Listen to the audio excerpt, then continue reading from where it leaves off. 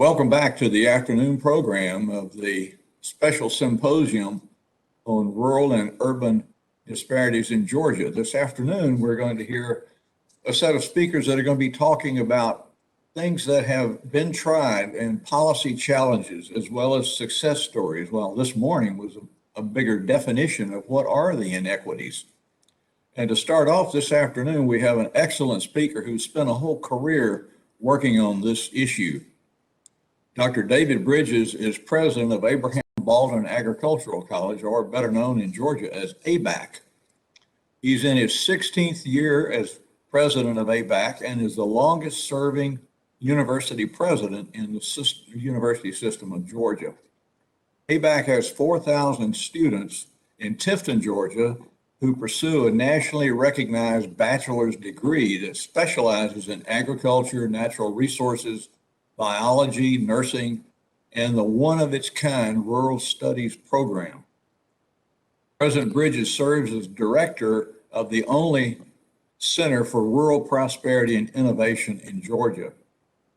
It's a unique program created by the state government to help tackle rural economic development issues. He's credited with the work behind this that led to the creation of the Georgia House of Representatives Rural Development Council.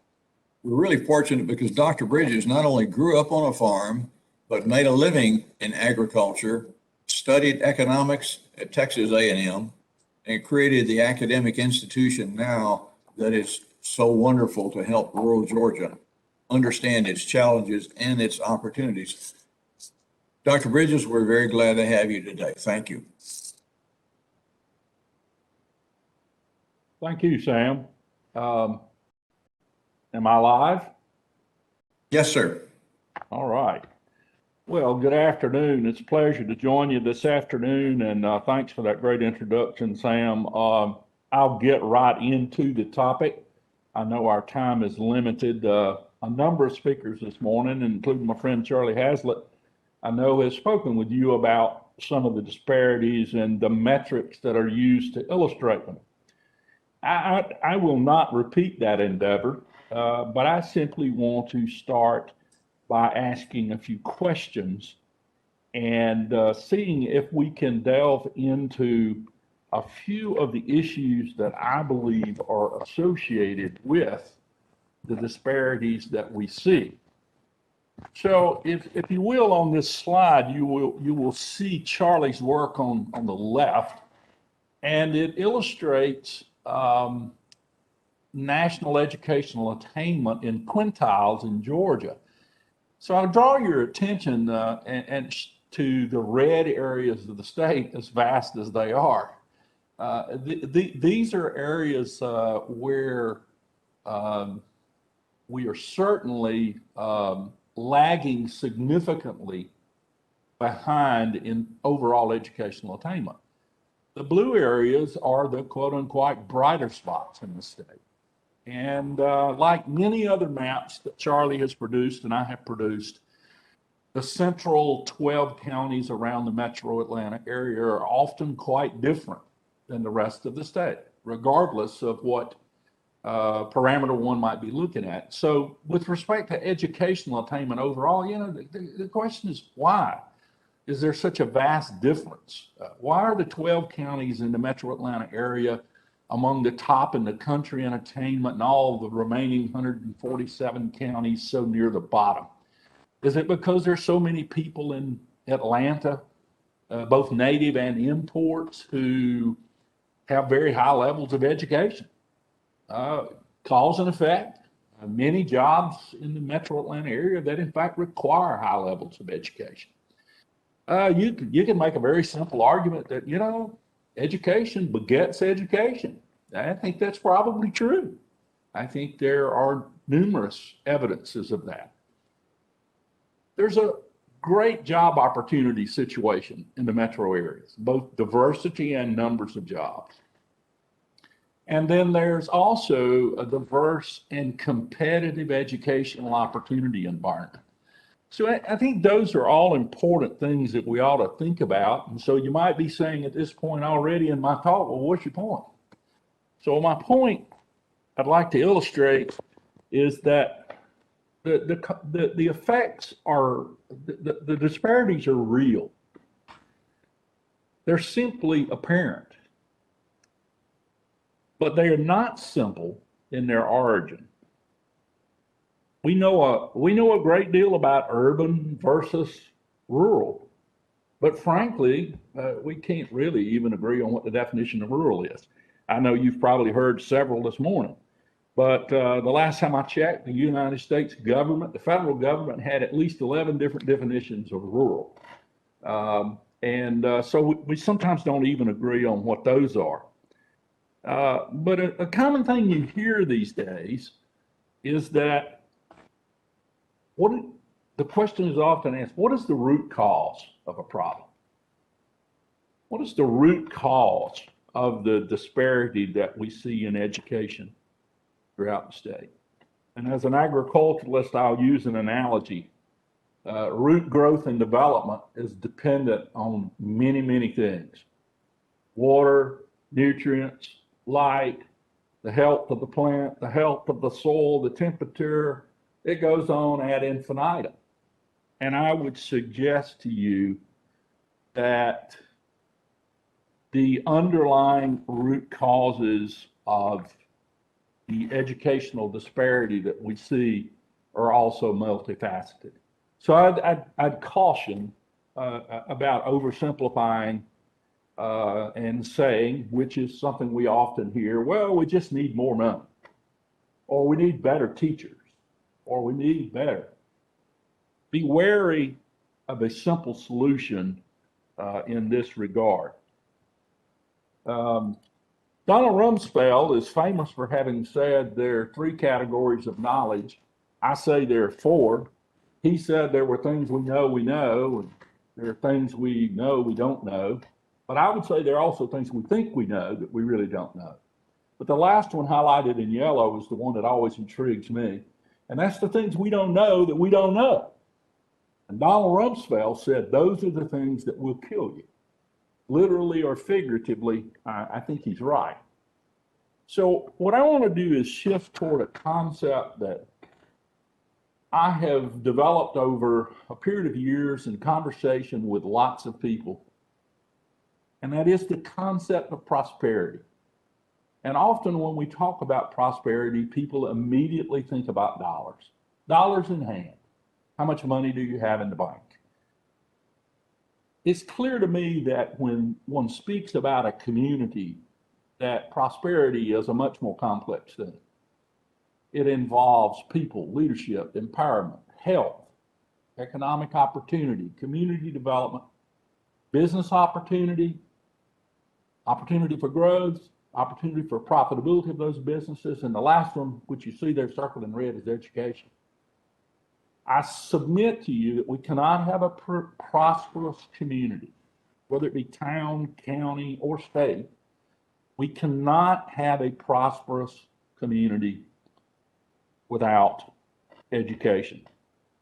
It is very difficult to achieve. So I want to share with you another slide that I've used hundreds of times over the past few years. Charlie and I talked about this issue. We often talk about the declining population in rural Georgia and what that means and what that brings.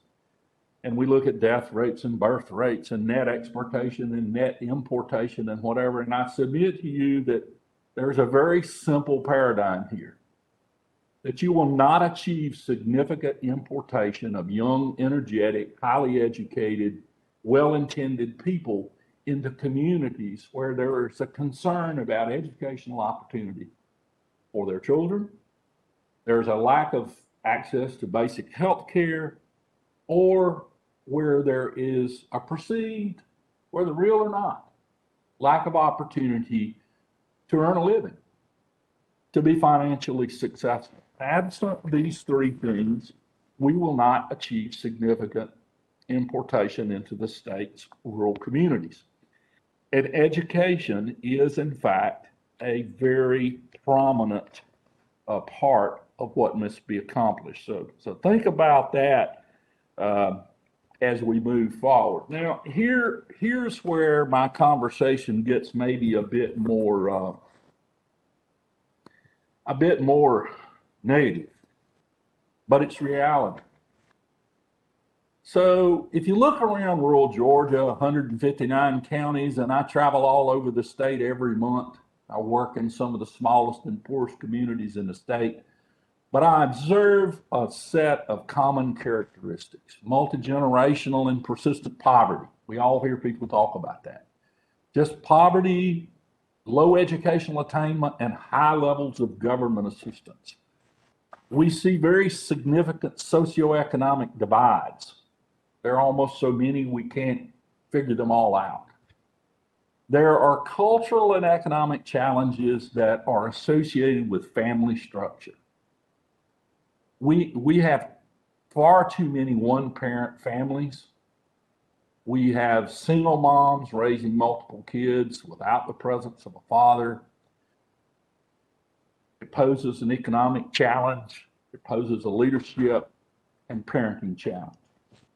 We have racially implied or associated divisions in opportunity. They simply exist. We have inadequate health and wellness care for everyone. We have a serious incongruence across rural Georgia between available job requirement skills. What skills are required to fill the jobs that are available? And there's an incongruence with the skills of the available workforce. We have an absence, and I won't go into this. I have a separate talk that I give quite often about this, but there are long established cultural issues and societal issues associated with the development of communities. And unfortunately, many of our communities in rural Georgia are entirely dependent on agriculture and forestry, and much less so into the service industries. And the number of service industry jobs are very limited, and the wages are very low. So job opportunities are difficult. And there's little or no school choice. We hear people talk about school choice, but it frankly just does not exist in rural Georgia. So to give you a little flavor for this, the Annie E. Casey Foundation annually publishes its Kids Count data book. And according to the Annie Casey Foundation, this past year, Georgia ranked 38th out of 50 states in terms of child welfare, kid welfare. 36th in economic well-being, 37 in education, 40 in health, and 39 in family and community. Oh, well, that's despairing, but are we getting better? And in some indications, it appears we are. In education, we got 3 grades that are better and one's the same. In economic well-being, we got 4 indicators that are better. In healthcare, we got 3 better and 1 worse. In family community, we got 3 better and 1 the same. But remember, we're still 38th out of 50. And I don't know what the new numbers are going to look like because of the COVID situation. So I want to back that up with another point. And that point is, look at these 2 maps. The map to your left shows the counties where children have parents who lack secure employment. 2019. The darker the coloring, the more significant. So what you will note there is these same areas where we have low educational attainment, we have family structures, family units where secure employment is a real threat. And on the right, you see a picture that is somewhat similar, but maybe even worse.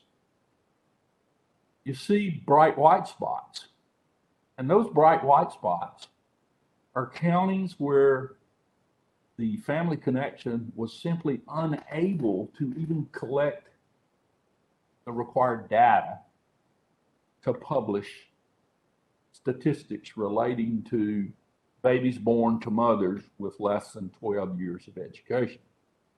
So there are many facets to this educational attainment issue. It is complex. It involves a whole host of issues that are very difficult to challenge and alone, and they're very difficult to challenge in group. So what I want to do is for a moment turn to something that's a more maybe uplifting, a little bit higher level, not quite so down in the weeds to speak, and talk to you about issues that I hear every day as I work in rural Georgia, and they relate well to education. This picture tells the story. Is this a picture of despair or a picture of opportunity? The young lady in this picture reflects a situation that is very common in many areas of rural Georgia. I suspect it's also very common in many areas of urban Georgia. Probably just as common numerically. If we looked at the actual number of high school attendees or graduates in urban versus rural environments who have concerns about opportunity and suffer from what they perceive as a despair situation that they cannot escape, I suspect they occur in both. The problem is that those who suffer from despair over lack of opportunity in rural communities are not clouded and offset and hidden by vast numbers of people with great opportunity. So Bill Frist offered this comment: education brings about opportunity and in turn inspiration. Now, I'd like for you to think about that. Because while I admire Bill Frist, I'm not sure he got this one right, folks. He's got the right elements, but I'm not sure he has them correctly placed. So I'd say be wary of this very simple solution to a complex problem that if we just provide education, we will overcome the lack of opportunity and despair. Well, wouldn't it be wonderful if that was true? But I think the more likely truth is on the left of your screen. And that is, without opportunity, it's difficult to be inspired. What's the point? Many would say. Without opportunity, there may be little inspiration. And without inspiration, there's probably going to be very little education. Think about that. The value proposition must be opportunity. It simply must be that way, or I think we will be absent. It's very difficult to overcome people's attitude about their own opportunity, their own life opportunity, the challenges that they face at home every night, around the dinner table, in their family, etc. For many people of multi-generational poverty and lack of educational attainment and dependence on government and what have you, it is difficult to overcome that situation and see that education, in fact, is the way out. So now I'll get really philosophical and talk about Aristotle. And he believed in education through reason and education through habit. The latter meant by doing. Habit. You know, education begets education. There's books and there's curriculum, but there's simply things that one has to do. So if you look at a productive workforce, an opportunity to have a meaningful job, a meaningful life, there are three categories of activity that must be accomplished. The first is knowledge-based. We can all write curriculum. Curricula are not hard to develop. But I can assure you that if the problems in rural educational attainment in Georgia could be solved by simply rewriting the curriculum standards for the state, we would not have the problem we have, because the curriculum standards have been rewritten so many times we can't count them. You say, well, we have to develop skill as well through labs, coaching, hands-on, internships. Agreed. The knowledge element is the introduction. The skill level reinforces. And at some point, we achieve, hopefully, mastery of topic. But for things to really click, the person must have the ability. And ability translates into willingness. It translates into life experience. It translates into the development of heart and soul, inspiration. And inspiration dispels despair. So, I think at the heart of the issue of the lack of educational attainment that we see in rural Georgia, it's all related to this issue of lack of life experience, lack of opportunity, and a lack of inspiration, a lack of view that I can, through education, achieve a different life for myself.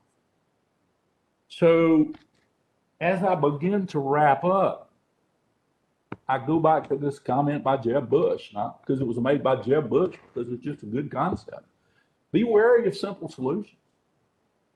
When you hear people say, oh, well, we will overcome educational, lack of educational attainment and achievement in rural Georgia by simply putting more money. Wrong. There's clear evidence that won't happen. Number two, if we just had better teachers, everything would be solved. I do not believe that's the case either.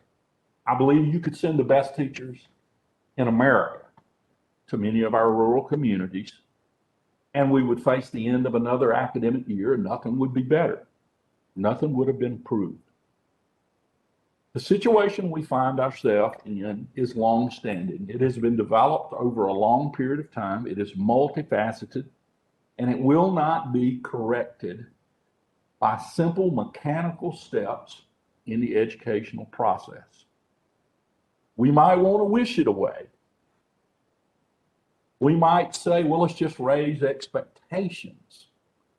The Pygmalion effect. If we just expect more of these students or expect more of these schools or school systems, it will happen. Just raise the expectation and it will happen. Tell them the times will be better and we will fix the educational attainment disparities that apparently exist. I submit to you that's not going to be enough. I have thought about this. I have engaged many of my colleagues. We've had many meaningful conversations about this issue. The essence of the issue is, in fact, what people see as opportunity. What they see is a better life ahead of them. What they see is a desire for prosperity. Who doesn't want to be prosperous individually, and who doesn't want to live in a community that's prosperous? Prosperity and education are inextricably linked. And I submit to you that many of the attainment disparities we see are real. And I would submit to you that they can be fixed. But there are not simple solutions. We must address the whole of the community, the whole of the culture, the whole of the citizenry. And in order to do that, we have to have healthy people to educate people. We have to have empowered people. We have to have people who are satisfied with the opportunity that they see in front of these. So I close by saying, many say that health, wellness, leadership, prosperity, business opportunity, etc., are the product of education. I say wrong. They're not the product of education. They are the requirements to educate. We cannot educate citizens of our state, whether it be in Atlanta or whether it be in Georgia's most rural counties, if we cannot provide a hope and a vision for the future of prosperity for those citizens. And Sam, that's what I had to say today. Well, thank you very much. Thank you so much, Dr. Bridges. That was an incredible new look at what a lot of people have been grappling with, is that opportunity is the driver rather than education first. One of the questions that arose this morning and we just got in the chat room here was around, or maybe provoked by, the whole subject of broadband, that broadband is the answer and that we need to extend that in rural Georgia and promote computer literacy skills, and that's the new way of educating people outside of the classroom, or perhaps you can't do that in the classroom unless you have it. What is your view of that? Well, I believe it is another tool. I believe it is a tool, Sam. However, I do at times become concerned that we focus on technology as a mechanism to improve educational outcomes, because we tend to focus on our ability to deliver disciplined content via technology. And that's certainly, that is certainly possible. We can reach people that we could otherwise not reach. But that obfuscates, it's better than nothing, but it obfuscates, in my view, the human element component of education. There is, I've often said, and many others say, there's far more to going to college than just earning a credit in a classroom. Far more. And while I think increasing access through broadband to technology and educational services will be a great benefit, and in fact, it will provide more maybe job employment opportunities in rural communities, I'm hard pressed to say that I believe it is a silver bullet solution. I can appreciate what you're saying. Another point of view that came up this morning was that economic development, jobs in rural Georgia is the driver. Now, does that tie into your definition of opportunity? And this gets almost to the chicken and egg. What comes first, economic development or education, or what is your prescription? Oh boy, well, I don't have a prescription, but I will tell you, I have a talk that I often give, and it relates to a paper that I have a great deal of admiration for the authors who wrote it back in the 80s. And I'll give you a quick synopsis, and that is that community development can be divided into three broad eras. And one is where a community is completely tied and linked to agriculture over time or in space. And then a next stage of development is sort of when you add manufacturing or other opportunities, economic activity opportunities. And then the third one is when one reaches a state where you're largely a service-dependent society. The challenge we have in much of rural Georgia is that with the loss of small manufacturing capacity across the country over the past 40 years, and in Georgia, the loss of the textile industry, which was one of the primary small manufacturing businesses that dotted the state, we now have large numbers of communities where the only jobs that are available there are in agriculture or forestry, or very low paying wage jobs in service industries. And because there are not a lot of people that live in these communities, Sam, there are not a lot of service opportunities. It's just small numbers of people. So I think economic activity is a real issue. But what I believe we've got to do is, if we're to maintain balance in rural communities and grow them, we've got to provide some opportunity for business, for manufacturing, for other things. I mean, everybody doesn't want to farm. And frankly, with the technology that's in logging and forestry operations and agriculture now, we simply don't need the number of low-skilled workers that we once needed. So we've got to create opportunity, economic activity, jobs, ever how you want to characterize it, in rural communities to make it work. Thank you, Dr. Bridges, and I wish we could go on because you've certainly given us some great thoughts to ponder here about how to even affect this problem, much less solve it. We have a break now. As we mentioned this morning, we have to technologically switch over our systems.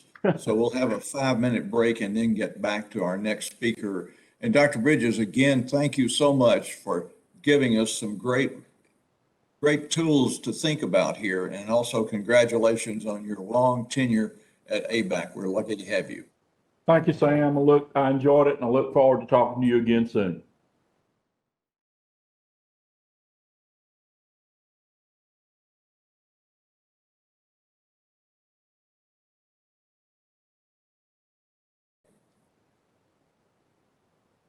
Well, welcome back to the afternoon program after that short break again. Our speakers now are very unique, and we're lucky to have them because the Urban Studies Institute, when we first began planning this idea more than a year ago, we were very fortunate that a leading organization in the state reached out and helped us. That's the Georgia Municipal Association, and we're going to hear from them now. Larry Hanson, who's going to moderate this panel of 4 mayors, is the executive director of the Georgia Municipal Association, or as we call it, GMA. They represent 537 cities all across our state by lobbying in the General Assembly, training employees, and technical consulting services for these cities. Larry previously served as the city manager for the city of Valdosta, Georgia for 22 years. And I understand they had some pretty good football teams down there in that time. He's recognized nationally by his appointment to the Federal Communications Commission and Broadband Advisory Committee. He's also a board member of the National League of Cities, and he served on the Georgia Department of Economic Development as well as the Georgia Department of Community Affairs boards. And he's going to moderate our 4 mayors who I've just picked up a little bit of banner of competition between our cities as well. So that's healthy. Larry, thank you very much for being a sponsor and welcome to the program. Well, thank you very much, Sam, for that kind introduction. It's certainly an honor to be here on behalf of GMA. And while we do always say 537 cities, we use the word all 537 cities in front of. So we are pleased today to be here and to represent every city in Georgia. I am very pleased to introduce our panelists today. You've got a very distinguished group you're going to be hearing from. They are all very involved in GMA and the work of our association, as well as very involved in the civic life and the leadership of their own communities. We'll begin with Hardy Davis. He is the 84th mayor of the city of Augusta, a former House and Senate member. Mayor Davis is a graduate of Georgia Tech and an ordained minister. He's consistently been featured in Georgia Trends magazine's annual list of the 100 most influential Georgians, and he co-chairs our Equity and Inclusion Commission here at GMA. Next, we have Mayor Matt Seal, the mayor of Ocilla in South Georgia. He owns and operates multiple businesses in Ocilla. He's also the creator and host of 2 podcasts that focus on rural communities, Small Town Podcast, which is now in its 4th season, and Green Shoots, which just began releasing episodes in October. Our 3rd mayor panelist is Mayor Andrea Gibby of the city of Young Harris, located in North Georgia Mountains. Mayor since 2008, she's a certified mediator and facilitator, and has used those skills to engage her community on growth and development issues. Mayor Gibby is executive director of the Appalachian Children's Center. And 4th, we have Mayor Van Johnson, the mayor of Savannah, who previously served as a city alderman in Savannah. Mayor Johnson is nationally recognized as an innovator and thought leader in the areas of youth development and engagement through his service of over 23 years as director of the Chatham County Youth Commission. So we're going to start our questions now. We're excited to share their responses with you all. And the first question, and this question is for all 4 mayors. We've heard about the urban-rural divide in Georgia for years, often referenced as the 2 Georgias. As 4 mayors from 4 different locations, both large and small and urban and rural, what's your take on this? Is it real? And if so, what do you see as contributing factors to the divide? Let's start with you, Mayor Davis. Thank you so much, Larry, and to our friends, Sam, and the great team at Georgia State University. This is a longstanding conversation that's happening in Georgia. We've talked about two Georgias, but the reality of it is we have to see communities, cities, counties, and more importantly, the great state of Georgia as an evergreen entity. All too often, we believe that communities are static, and they are not so. While we look at the fact that both large and small rural and urban communities are seeing shifts, there is a divide, but that divide comes for a variety of reasons. I think I heard David Bridges talk about it a moment ago, and that is people go where they perceive opportunity is. Whether it be real, perceived, or imagined, people want to be where there's things happening. That's whether it's in Savannah, whether it's in Young Harris, or in Ocilla. They want to be a part of something that's different, something that's new. And so we're going to continue to have the persistent conversations about whether there's two Georgias, whether there's a rural versus urban.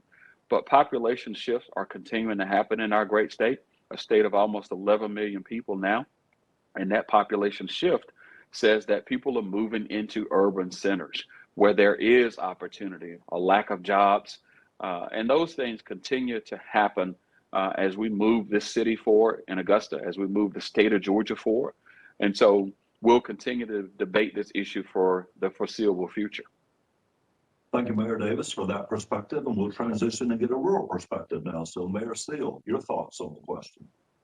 Well, thanks, Larry, and thanks to Georgia State for having this. I got a chance to view some of the other presentations this morning, and also Dr. Bridges just before this. So I just really appreciate the conversation happening. Of course, appreciate being asked to be a part of it. We've had this question about the two Georgias a lot, and I think I've replied before. I don't know if there's just two. It's more like 17. There's so many differences all over the state.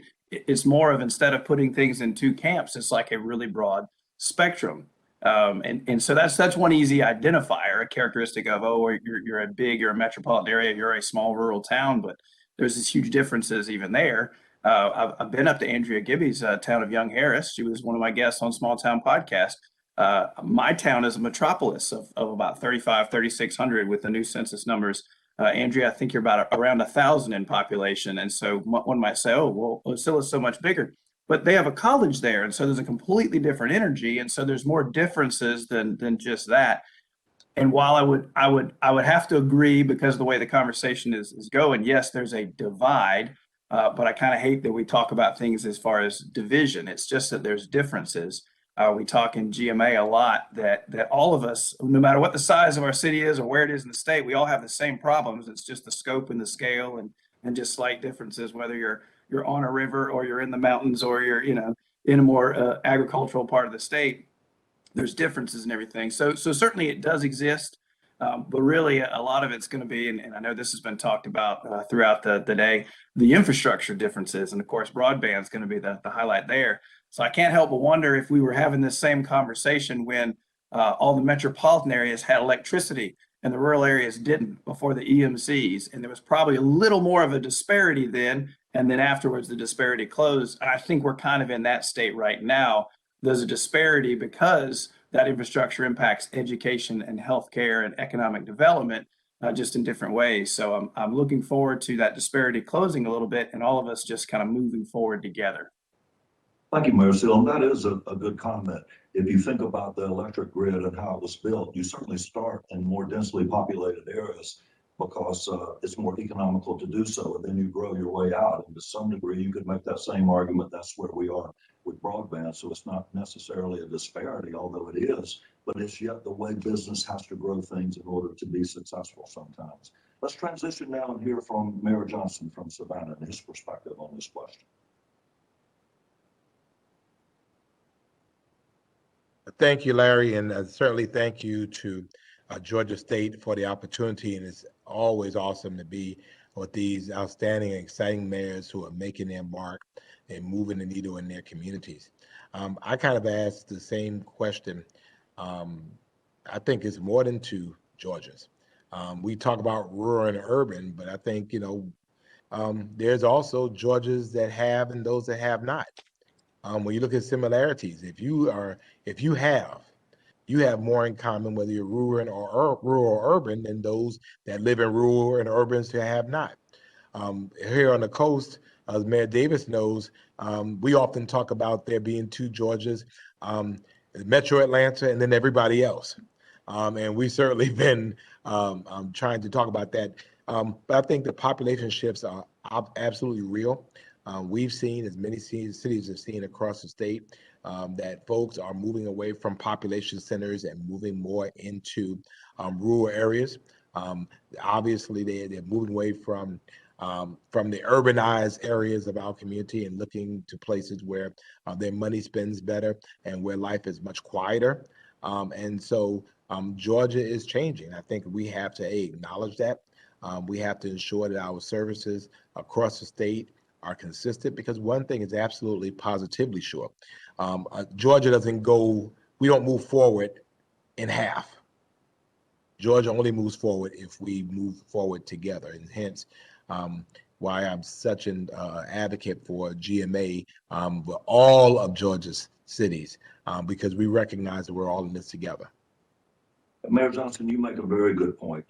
We sometimes don't stop and appreciate that there are even rural areas within urban areas. And as we've done broadband mapping around the state, we've realized that there are underserved and unserved areas even in our urban areas. And so sometimes these issues are greater than some might anticipate from the outside when they use terms like urban and rural.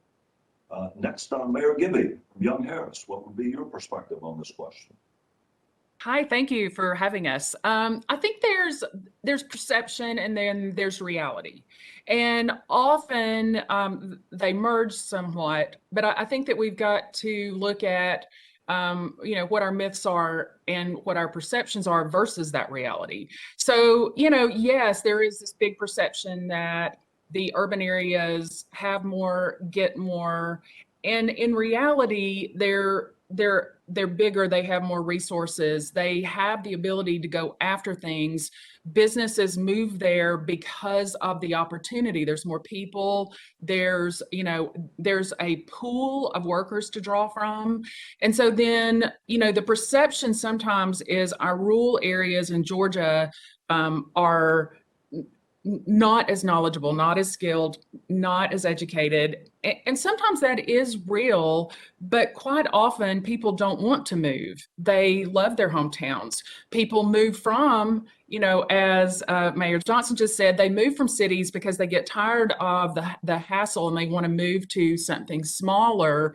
But then, we do have the issue in rural Georgia of not having people resources to go after financial resources. I mean, I have 5 people that work in my city. And so, to compete with, Augusta or Savannah, it's just not even possible. But the disparity is still real. And we've got to look at how we're going to start bridging that and helping each other. The agricultural areas in our state help the rural area. I mean, the urban areas. We in rural areas go to the bigger cities and do tourism. I would argue that, Mayor Johnson gets a lot of our money and, is successful because all of us go and visit Savannah. And there's a lot of people that go to Augusta for, what you offer in Augusta. So I think that we can help each other. I think that conversation, we've got to start having that bigger conversation. And not to mention that golf tournament that they have annually in Augusta as well. Okay, so this question is going to be aimed for our 2 rural mayors, so Mayor Steele and Mayor Gibby. How do you view Georgia's more urban areas? Are they your competitors, or do you think there is a role for them to be of help to rural Georgia? And if there is, what does that help look like? So Mayor Gibby, let's start with you first. Well, I don't personally think that we can compete. I mean, maybe other people do, but I don't think there's any competition there. I think that for me and for other rural communities like ours, we really struggle, as I just said, with resources. And so, if anything, I think that we would love to, we continue sharing ideas like we do, but maybe there's a way to help each other. Maybe the larger cities could help the smaller cities, with different things. Maybe we can share in resource development or in other ways, because there's no way that we can compete with big cities.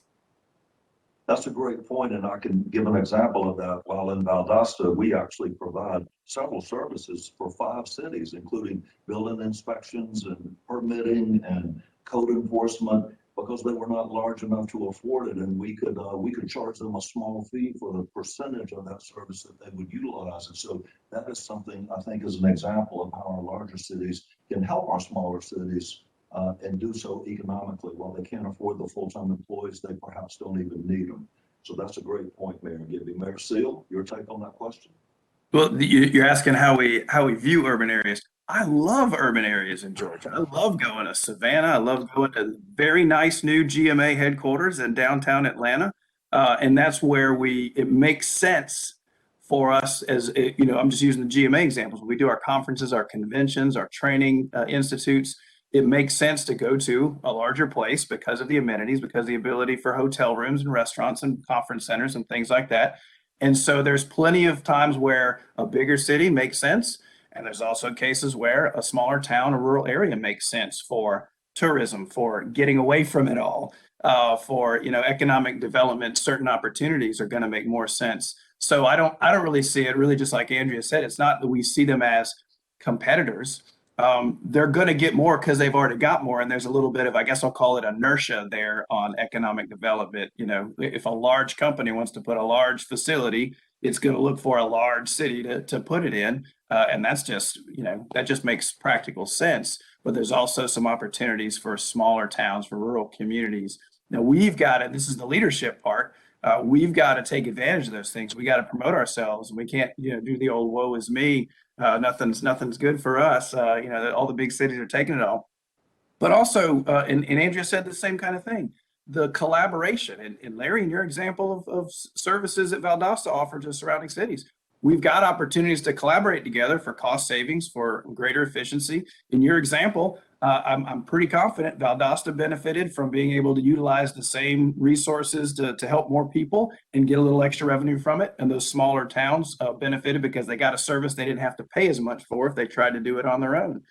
So my hub city here from Ocilla is the great city of Tifton. And Mayor Julie Smith and I sit and talk about ways we can collaborate with Tifton being a hub, a commercial area right there on the interstate, right there with ABAC, with Dr. Bridges, who just presented before we came on. So how can we collaborate and help each other out? And so I think if we approach things that way, and that's why the first question, I kind of said, I hate that we keep using the word divide. There's differences, there's some different challenges, but how can we come together and collaborate and try to work together to help each other just as much as ourselves?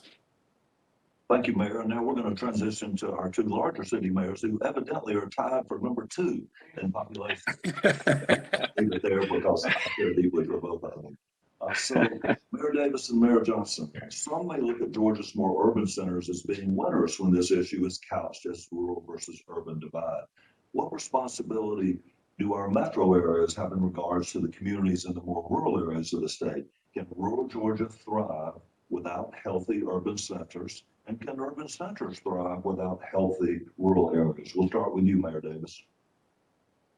Thank you for the question, Larry. And the simple question, the answer rather, is that no, urban centers can't thrive without rural centers, and rural centers can't thrive without urban centers. The reality of it is, and I believe both Matt and Andrea said it, if we're going to eat in the great state of Georgia, we need our rural communities to provide food. You think about the food deserts that we have in the city of Augusta. If we don't have community partners and stakeholders like Grow Augusta, Healthy Augusta, and partners like our farms that are there who are able to provide food, then we're going to suffer greatly in this city. We do have a just and due responsibility. I think what Georgians are looking for in Augusta, in Tifton, in Ocilla, in Young Harris, they're looking for a more equitable Georgia. They're looking for a Georgia where wisdom, justice, and moderation will prevail. And in order for that to happen, we've got to create opportunities for regionalism. One way that we've done that is with the passage of T-SPLOST. When you look at infrastructure projects that languished on the books for decades, whether that was in Augusta or whether that was in Washington County, McDuffie County, whether that was in Glasscock County or even Lincoln County, there are communities that could not get transportation projects done, whether it's resurfacing a road or even just paving a road. But with the passage of T-SPLOST back in 2012 in that first round, communities were able to get projects done because of a limited number of resources that they had through their own revenues. But with that passage, they were able to get things done that otherwise could not have gotten done. So I believe that there's a part of responsibility that we own up to. At the end of the day, I think Mayor Matt Seal said it, leadership is necessary. When you see your community, whether it's in a big city or a small city, you've got to look for those things that make your city go and grow. And so in Augusta, for us, it historically has been the 3 M's: medicine, manufacturing, and the military. We've added a 4th leg to that stool of cyber innovation and technology. Now, when you see a downturn in manufacturing starts and jobs coming into America, and certainly in the state of Georgia, you have to look for creative opportunities to say, what can we do to grow opportunities for our citizens? Cyber innovation and technology has certainly been a way for us to do that in the city of Augusta, with the announcement in 2014 December that Cyber Center of Excellence was moving to Fort Gordon. And so we've been able to spur a host of jobs in our community as a result of that. So I think that there's a responsibility, but I close my comments with this. People are looking for an equitable Georgia. It doesn't matter whether it's in rural Georgia or urban Georgia. They're looking for an equitable Georgia that provides opportunities so that we're able to create cities where people want to learn, to live, to work, and to raise their families, a city of opportunity anywhere. And I think that could be done, which is why Georgia is so impressive, and it's the state that we all love so dearly, because whether I'm coming from Brazelton to Brunswick, I've got an opportunity to enjoy a city that has, a state rather, that has so much to offer, and you need everyone to do that. Again, it's not a divide, it's how we leverage our differences that make us who we are, not only as cities, but as the great state. Well, Mayor, you gave a great illustration of an example of a partnership, and that's what I referred to with the T-SPLOST. Sales taxes are often more prominent in large urban areas. A rural area may have an agricultural-based economy, therefore they don't have a lot of commercial and retail. So the fact that if there was everyone had a T-SPLOST individually, some cities and counties would not benefit from that if they're not large commercial centers. But yet having a regional tax where so much of it is derived from the urban areas, that it's shared with everyone, is a great example of how the urban areas actually help and support, while the rural areas are supporting the urban areas because they're going there to shop and trade and eat in restaurants and so forth. So that's actually a great example of how it is a partnership. Mayor Johnson, your take on this question? I don't know what you expect me to say after Mayor Davis has just run the whole table. I mean, he sounds like a governor candidate or something. I mean, he went to wisdom, justice, and moderation. I mean, I'm sitting here like, what am I going to say? So I'm going to try, but I mean, don't put me behind him anymore, please. But I think it's important for us as we talk about Georgia that it's important. Great football teams win when you're able to play on all sides of the ball, offense and defense, special teams, everyone doing what they do. We don't succeed in a halfway. We succeed when all of us are playing the roles that we play. Savannah, we would be nothing without our rural partners, and I think they feel the same way about us. Many folks in our rural areas work in Savannah. They come and make money that they pay their taxes in their rural communities from money they make in Savannah, and we fully recognize that. I think that's really important. On the other end of it, I think we have to make sure that, and we talk about here, we're considering a T-SPLOST here in our community. We do coastal workforce funds from the federal government that we do in a 10-county community, which is mostly rural communities. So I think we're all inextricably tied together. You can't take one away from the other. For us, though, as a larger city, we often have challenges in which we are the cultural and the social service center for the entire region. So things like homelessness, folks come to Savannah because they believe or they've been told somehow or another that we can help them. When people are coming for parks and entertainment and those types of things, they come to our areas to take advantage of the services that our citizens pay for, which often is a challenge for us because obviously you have a tax base that is providing that, and then you have a base that's enjoying that. So we recognize they help to feed our engines, so to speak. They help pay our SPLOST and then E-SPLOST and hopefully later on our T-SPLOST. So again, I think that we're all in this together. Thank you, Mayor. You used a sports analogy, and I'll use one in that regard. And that great mayors are great leaders, and great leaders must be adaptive, and you must coach to your talent and your circumstances. And I think that says something about all of you, that you adapt yourself to the circumstances you find yourself in, and that's why your cities are successful and you all are well-respected leaders. Mayor Davis, this question is going to be for you, sir. You previously served in both the State House and State Senate. If you could step back a bit from your role as mayor, how does this issue look to those that represent Georgia under the Gold Dome? What are the challenges, and what is and can be done from a state level? Thank you, Larry. I was fortunate to have served in the legislature during the time of Georgia's considerable growth from 2007 until leaving at the top of 2015 to become mayor. This is a discussion that has happened for years under the Gold Dome about the two Georgias. How do we take care of the two Georgias? Over the last 4 to 5 years, there's been greater emphasis on addressing the challenges of rural Georgia. Both Mayor Gibby and Mayor Seal have talked about the challenges of broadband. I think you highlighted the fact that it doesn't matter whether it's rural Georgia or urban Georgia. Right here, just 2 miles from the municipal building in downtown Augusta, I've had people who did not have access to broadband.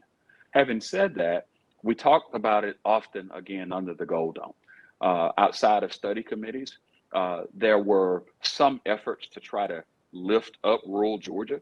One of the ways to do that is through the challenges of economic growth and development. With the recruitment of businesses into Georgia, there's always been a view that we're going to look at all of Georgia of where we could place a new business in our great state. And so while that's happened, I think you've got to look at these issues going forward. And that is the issue of education. I think David Bridges talked about it earlier. That's one challenge. Number two, you've got to talk about the issues of workforce development. We have to be able to leverage our technical colleges in order to push people into high demand career initiatives. So there's a patchwork quilt that the Gold Dome and the leadership, whether it's in the Senate, the House, and of course the governor's office, where we've got to look at the resources we have that we can bring to bear on the challenges of rural Georgia and what's happening. And I think that has to be more of a discussion under the Gold Dome than in previous years of our technical colleges. We know where our 4 research institutions are. They're in major cities and centers, but our technical colleges are bastions of opportunity. We have to be able to leverage them in a way that helps usher in the renaissance of our rural Georgia, whether it's in the agricultural sector, whether it's in making small investments where technology and or broadband is concerned, being able to leverage that patchwork of opportunity and also resources that are at the disposal of members of the Georgia General Assembly can help us move Georgia forward in a way that we've not been able to do it beyond having study committees. The issues of food insecurity, the issues of homelessness, they are not unique to big cities. They happen in small cities as well. And so I think that as I was a former member of the legislature, those are the challenges of our day to day and how we move forward. Harnessing the technical colleges, creating a real emphasis around workforce development across a host of sectors, and then, of course, the challenges of how we leverage education and do it in a different way going forward will be what the Gold Dome and my former legislators and colleagues need to focus on. I hate to say this, we are just moments away, Larry and my colleague mayors, from starting our commission meeting. Today is budget day. So I'm going to have to depart, but I want to thank Georgia State for this opportunity. I want to thank you guys for your incredible leadership in your cities, and I look forward to us being together again soon. Thank you, Mayor. We knew you had to transition to your mayoral duties, and we thank you very much for your time today. We'll continue with our other three mayors. Mayor Steele, this question is for you. You're an entrepreneur who fell in love with a small town, moved there, bought a downtown building, and has started numerous businesses. Why rural Georgia? What does it have to offer? What are its strengths and what are its challenges?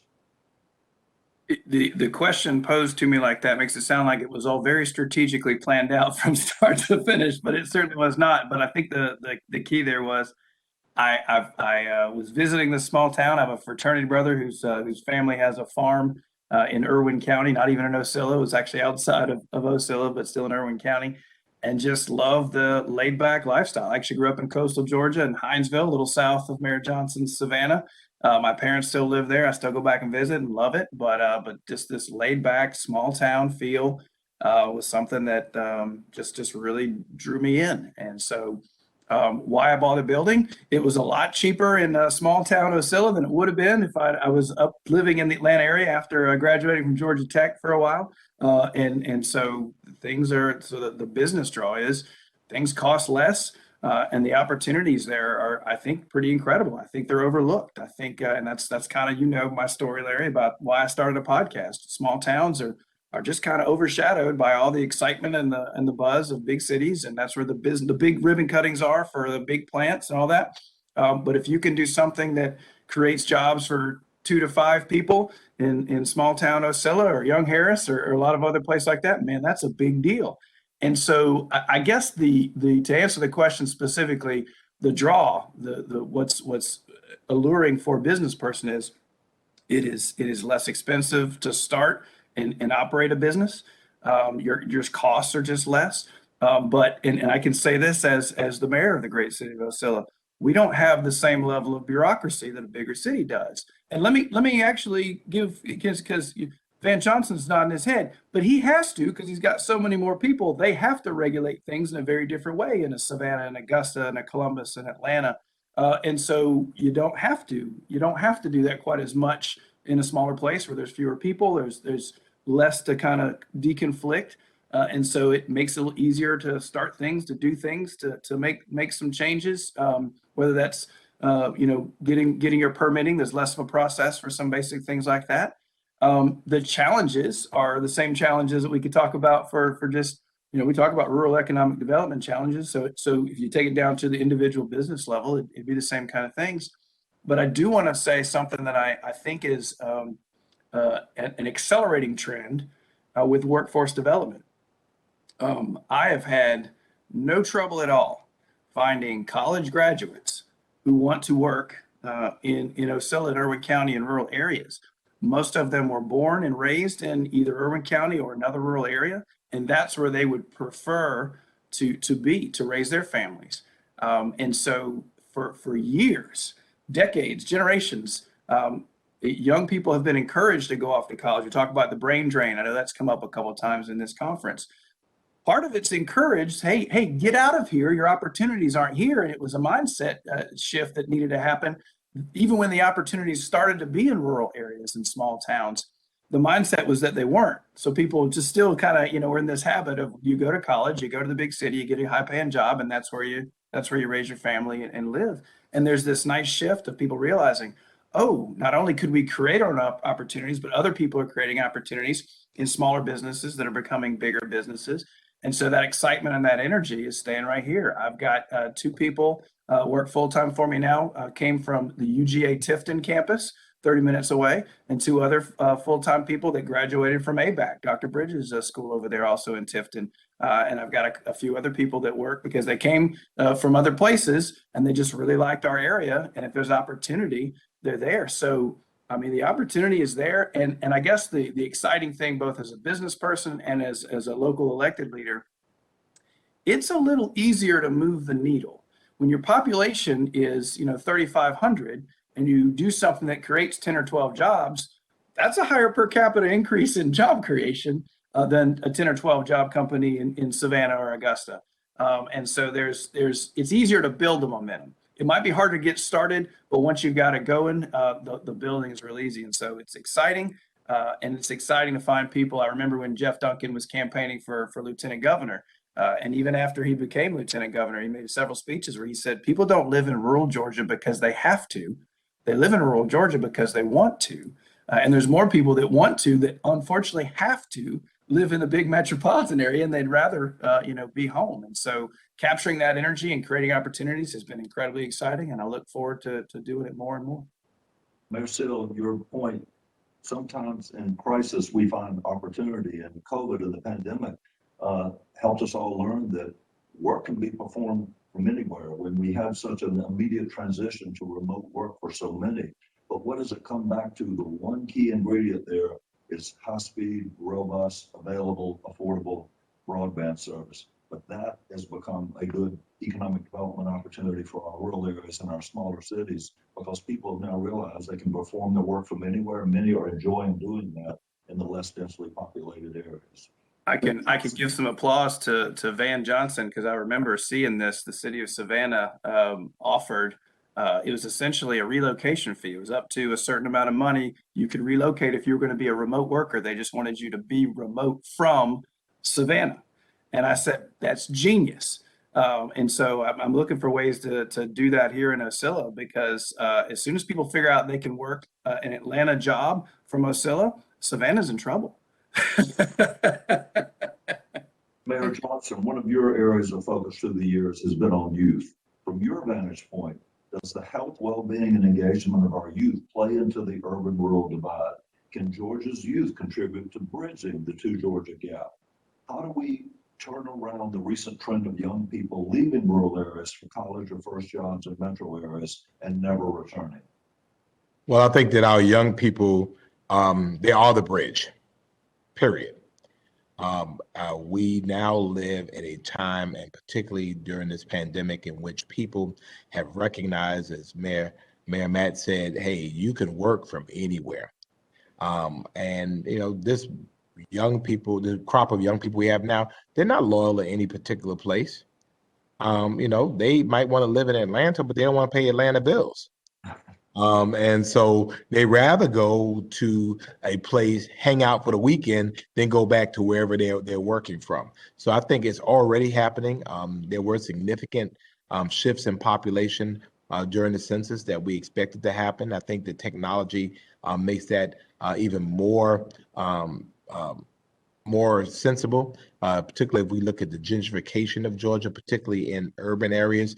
The fact is, rural areas become a lot more affordable. They become a lot more attractive. And so people are being able to move there. I think the young people here in Savannah, many of them have decided to stay in Savannah or return to Savannah just because of the high cost of living other places. So I think that showing young people a spirit of regionalism, even here, their parents are moving from Savannah into Bryan County, which is neighboring Effingham County, or Liberty County, which is, which abuts us as well. So I think, we're already kind of seeing those trends. And again, we're all relatively old. I think, Larry, you're older than all of us. But, the fact is that, people, when we were growing up, we went to where we were going to raise our family. Young people is not so. They'll go there, they'll stay a couple of years, and they really, as the Dr. Spencer Johnson's book, Who Moved My Cheese, they're following the cheese. And so wherever the cheese is, if it's in an urban area, or if it's in a rural community, they're doing that. And so I think, again, places like Savannah are in competition with places like Ocilla, because again, once he figures that out, how to keep folks from doing that, then they'll come here and get drunk on the weekend, but then they'll want to go home and live in Ocilla. We cannot let that happen. So I'm gonna have to come up with something. We'll have to come up with an offensive for Ocilla and Young Harris. We have to have a match. I'm in budget meeting actually right now as well, but we're gonna have to come up with a Ocilla Young Harris initiative to stop the onslaught of our brain drain from our city to these great cities. Yeah, Mayor, to your point, many generations, people follow the job. And now there's a lot of research that shows that this young generation is following the quality of life that they want. And that's why placemaking has become such an integral part of what we at GMA do and what our cities are doing. We have to create that sense of place, that quality of life, those amenities, vibrant downtowns, green and open spaces, the kind of places people want to have a good quality of life. And that is something that we know is critically important for those communities that are going to be. They do. I mean, they want to live where they have yards, and they want to live where they have neighbors that they like, and they want to live where again they can drive to pretty much wherever they want to go. And so when you look at urban versus rural, many rural areas are within driving districts of an urban place. So you kind of go there, you play, you have fun, you work, and then you go home and live somewhere else. And so again, that's a challenge for us because we're finding now that urban areas are competing with rural areas for a quality of life. Thank you, Mayor. Mayor Gibby, from your vantage point and interest in mental health issues, healthcare, and well-being, how do these issues affect the ability of smaller and more rural communities to succeed? Are the gaps and lack of rural healthcare and services so pronounced and big city amenities too much for rural Georgia to overcome? Or with help, can you create that sense of place to be a magnet for those who want a different pace in their lifestyle? Well, that question is a lot to unpack. So besides being a champion for my city, you know that one of my big hills that I'm going to die on is mental health. So one of the big problems that we face in Georgia is a lack of healthcare providers in general, and then more specifically, a lack of mental health providers. In South Georgia, there's 9 counties that do not have any healthcare providers at all.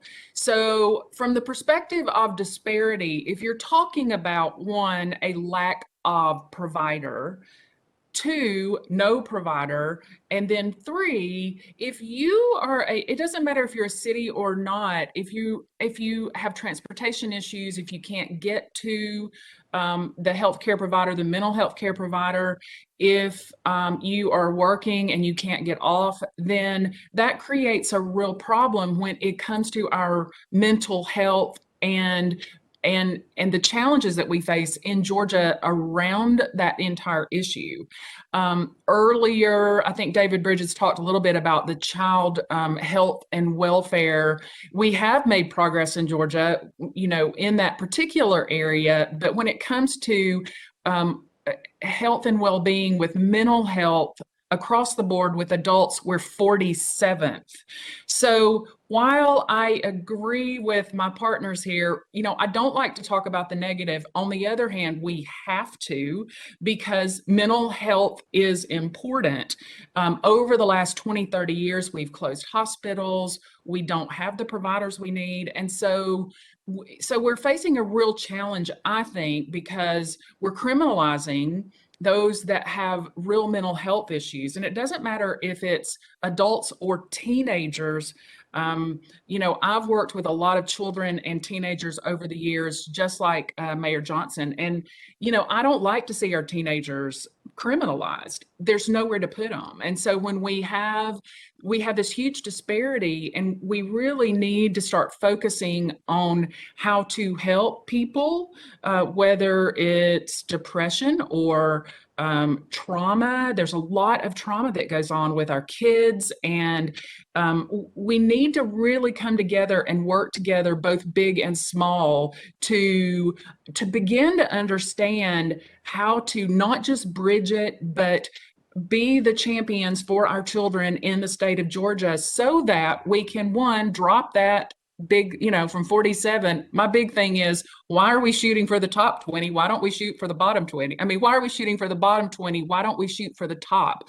Like, let's move our needle in Georgia, and let's become true champions for our state and for our children, so that children can become successful. And the only way that we're going to do that is really come together, big and small, to make a difference here.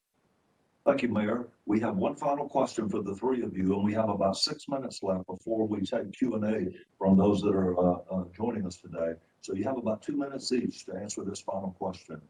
What role do elected officials from both rural and urban areas have in addressing those challenges? And how can such partnerships be formed and strengthened? So let's start with you, Mayor Steele. Well, first of all, I want to make sure that anyone listening does not think that leadership has to come with a title, specifically an elected one. Leadership can come from so many different places. But the importance of leadership is to take the steps forward, to identify the problems, to head on face the challenges. We just can't shrink. And my fear is, and I've seen a lot of places in rural Georgia, friends of mine even, who are not stepping up to those challenges, and their communities are going to suffer for it or are already suffering for it. There's a lot of folks, a lot of places where the economy needs to be diversified. There need to be created more opportunities. I think it's called a banana republic when you have political instability because you just got one thing going.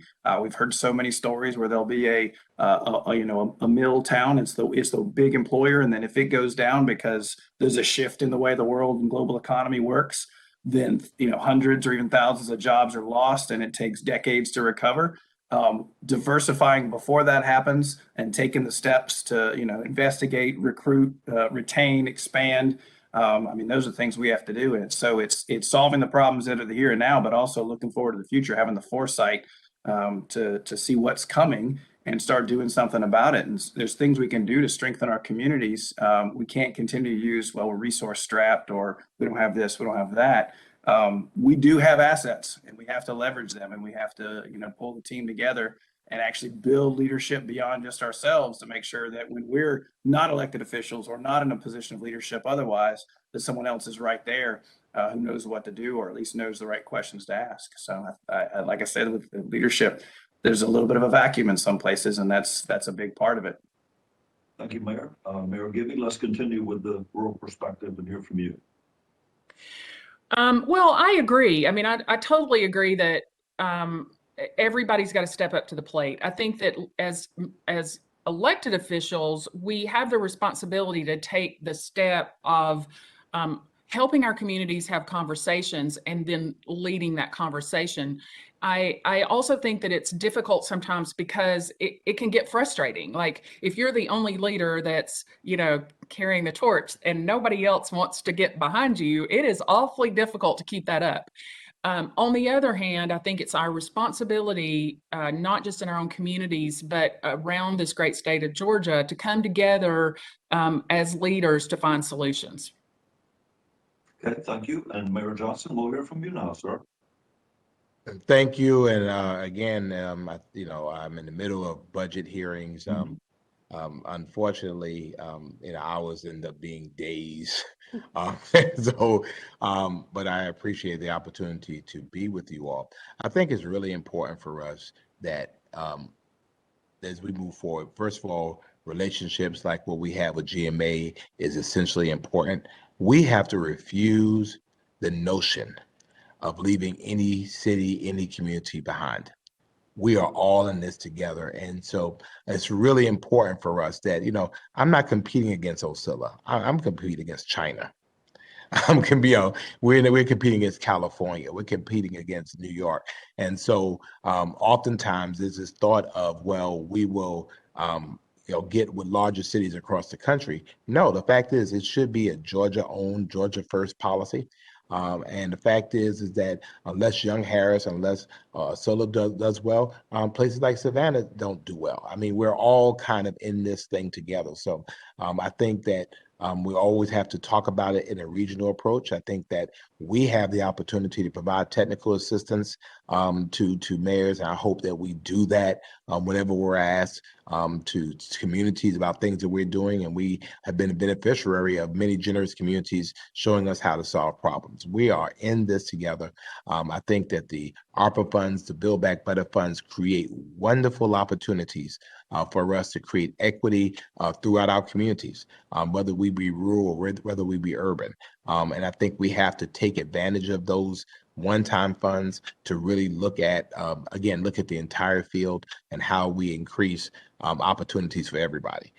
Because in the end, as I've said before, and as I started, we're all in this together. Thank you, Mayor Johnson. You raise a good point. It's not so much we're always competing with others, but sometimes it's a matter of us putting our best foot forward.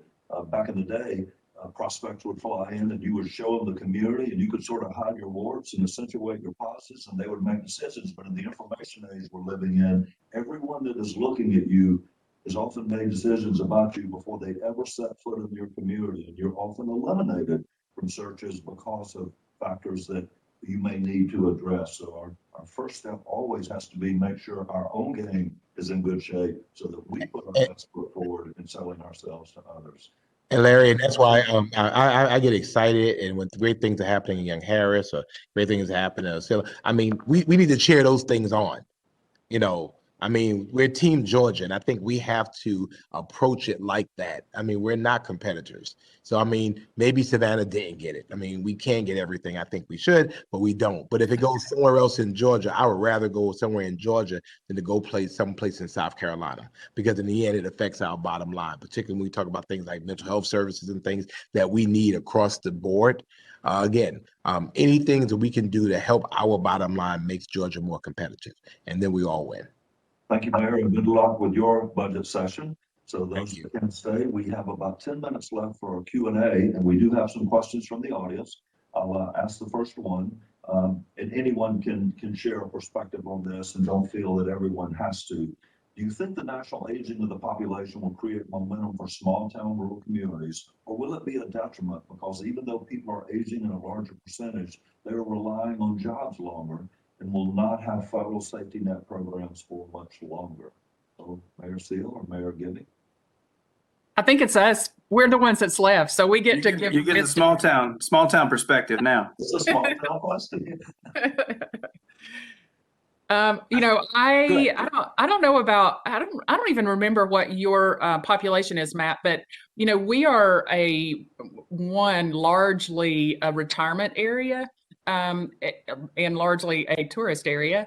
And I see that question in such an interesting way. I do see that people are, one, living longer, and two, they're needing to work longer. And then does it create a problem? I think when you are short on jobs, it does create a vacuum, and then there's gaps, and then people don't have places to work. Is it on us as leaders to, as Matt said, kind of continue to create those opportunities and look for opportunities? I think that's some of it.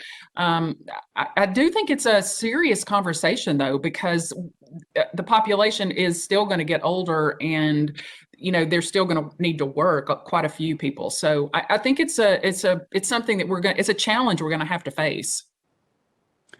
For Osceola, we actually have a pretty good stream of people who, kind of like I described before, went off somewhere else for college and career, but when it was time to retire, they came back home.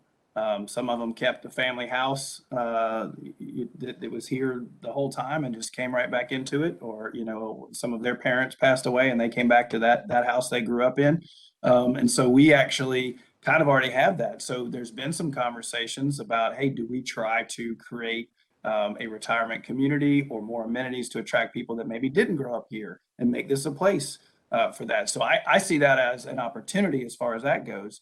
I guess the challenge on the flip side of that is the need for healthcare. If you're going to really try to cater to people in retirement age, rural healthcare has got some issues. Again, it's that population density. So how do you keep a small town feel while trying to have amenities that can cater to, or be not so much exactly competitive, but at least more comparable to what healthcare access someone would have in a bigger city. And already, I'll go ahead and go tie something back in. I already said that's where Osceola can benefit from a better collaborative relationship with Tifton that has a much larger kind of hub city hospital and more amenities. So obviously there's challenges, and I think that was the point of the question. How are you going to tackle these challenges? But I look at that as, hey, these are opportunities, because if it's someone who's going to increase your population, come buy property, improve, and want to do some things actively, folks who are retired, at least around here, tend to want to be a little more engaged in the community. And so that actually creates opportunities for rural places because, again, the people that went to the big city because that was where the economic opportunity was during the earning years, they're welcome to bring all their money back to Osceola. And I'm sure Andrew would say the same thing about Young Harris. Thank you, Mayor. We had several questions and observations about the area of housing. So here's a question for you both. What can we do to foster continuing growth of affordable housing developers in the blue sky days so that those developers are in a place to respond in times of adversity and disaster? Do you want me to start or you, Matt? Sure. Go ahead, Andrew. Ladies first. We're good Southern small town people. Ladies first. You're funny. You're funny. So we are, that is our big talking point right now. We just went through comprehensive planning. We did strategic planning a couple of years ago. The big question is we need workforce housing. And yes, you got to say affordable, but affordable, there's this really bad connotation around affordable housing. There shouldn't be, but there is. And how do we go about that? I think, we're maybe inching the needle in the right direction. Part of that is, a couple of years ago, and one of the things that small towns can do is the whole being collaborative process. So if some of you on here, I don't know, you haven't heard us in, Young Harris and Hiawassee, we have this saying, Young Hiawassee, we kind of come together because we're all small up here. So Hiawassee, Young Harris, and the county, Towns County, we together hired an economic development director and pay her salary. And with her and us, and then with the community, we've had these ongoing conversations about what do we need, and housing is right up there. And I think that we have to, one, listen to the community, and then we have to, developers, they don't want to come into small counties and small communities, but we're moving the needle. And part of that, I think, is just planning is important, and having conversations with the community and then putting your plans in place little by little makes a huge difference with developers. They want to know what you want. They want to know how you do it. They want to know, what's in it for them as their tax credits, whatever. It's a long process though, for sure. Mayor Steele? So Osceola is fortunate to be a GIC community, and if you don't know what that is, and if you're asking any of these housing questions on behalf of your community, it's the Georgia Initiative for Community Housing. It's a program that's actually sponsored partially by GMA, the Department of Community Affairs, the University of Georgia. Georgia Power is a big proponent of it and offers financial assistance, and some of their economic developers participate as facilitators. So we're in our second of a 3-year program, and so we're in the process of finding some opportunities and creating some plans to move forward, because what Andrew just said, the same can be said for Osceola, workforce housing. And if we want to invite, people who retired from somewhere else to come in, we better have a place for them. And so, yes, once again, population density, where's that opportunity? Getting a developer to come in and come to a small town and build, because they don't want to build just one house, sell it, and then leave. They want to build a bunch of houses because that's the way the profit part works, or build a multifamily, apartment housing complex. Low-income housing tax credits, which also sometimes have a bad connotation because of the affordable housing kind of gets roped into that. But there are some excellent development opportunities that, being a GIC community or getting some of these low-income housing tax credit programs, getting qualified for those as your community, it entices those developers to come in because there's an added benefit. That program's been around for, I think, close to 20 years, and it's had great success stories. And so Osceola is looking at being one of those success stories in the near future. We're actually talking with a developer now. So yeah, and I think really, I guess Andy Stanley, pastor of Northport Community Church up in Atlanta, actually always says this phrase, and I love it. He says, sometimes things aren't a problem to be solved, it's a tension to be managed, meaning you're not just going to figure it out once and now you've got it solved for the next 50 years. It's a constant balancing act. A mobile home is affordable housing in a rural community, but we don't want our entire city to be a mobile home park, the whole thing, because of the depreciation nature of mobile homes versus, a single family residence. And so how do you balance that out, and how do you shift, and how do you plan, and how do you zone for that? And those are, I think David Bridges, what he ended, it was a quote, I forget who he said. I think he started at the beginning and said at the end, be wary of simple answers to complex problems. And so housing is a very complex problem, But like I said, it's something that's just a constant balancing act and has to be addressed from all kinds of different angles. And we can't just say, oh, we don't want any of this or we want all of that. It's a diversified portfolio, if you will, of how you handle that and how you move forward with it. Well, thank you, Mayor Seal, and I want to take this opportunity on behalf of GMA to thank you all, Mayor Seal, Mayor Gibby, Mayor Johnson, and Mayor Davis, who had commitments and had to leave us a little early. We appreciate your time today, your comments, the perspective you shared with the audience today, and we hope that they found it as helpful. And I just wanted to tell you all how much we thank you for your leadership and for your passion in serving your communities in all of Georgia. Not only do each of you have real full-time jobs, but you serve in part-time but full-time mayoral capacities. And yet you also serve the state, serving on many of our boards and committees and chairing them. And I thank you for your leadership. So with that said, we're going to pass this baton back to Sam or the appropriate person. I'll just say one more thing before we leave, and that's you can see that the smaller communities don't have to have as many budget meetings because Andrew and I are still here and the other two have to go to budget meetings. Well, thank Very you. true. Thank you, Larry, and thank you to all four mayors. We're very honored to have you speaking today and look forward to keeping in touch with you. We're not sure where this program is going next, but there may be some possibilities of follow-ups later next year. We're going now to take a 5-minute technology break before we hear from our final speaker today. Our keynote speaker is Doug Hooker, who's the Executive Director of the Atlanta Regional Commission. Mayors, thank you, and thank you very much again, Larry, for GMA being such an important sponsor in helping us put this program together. You all have an outstanding organization.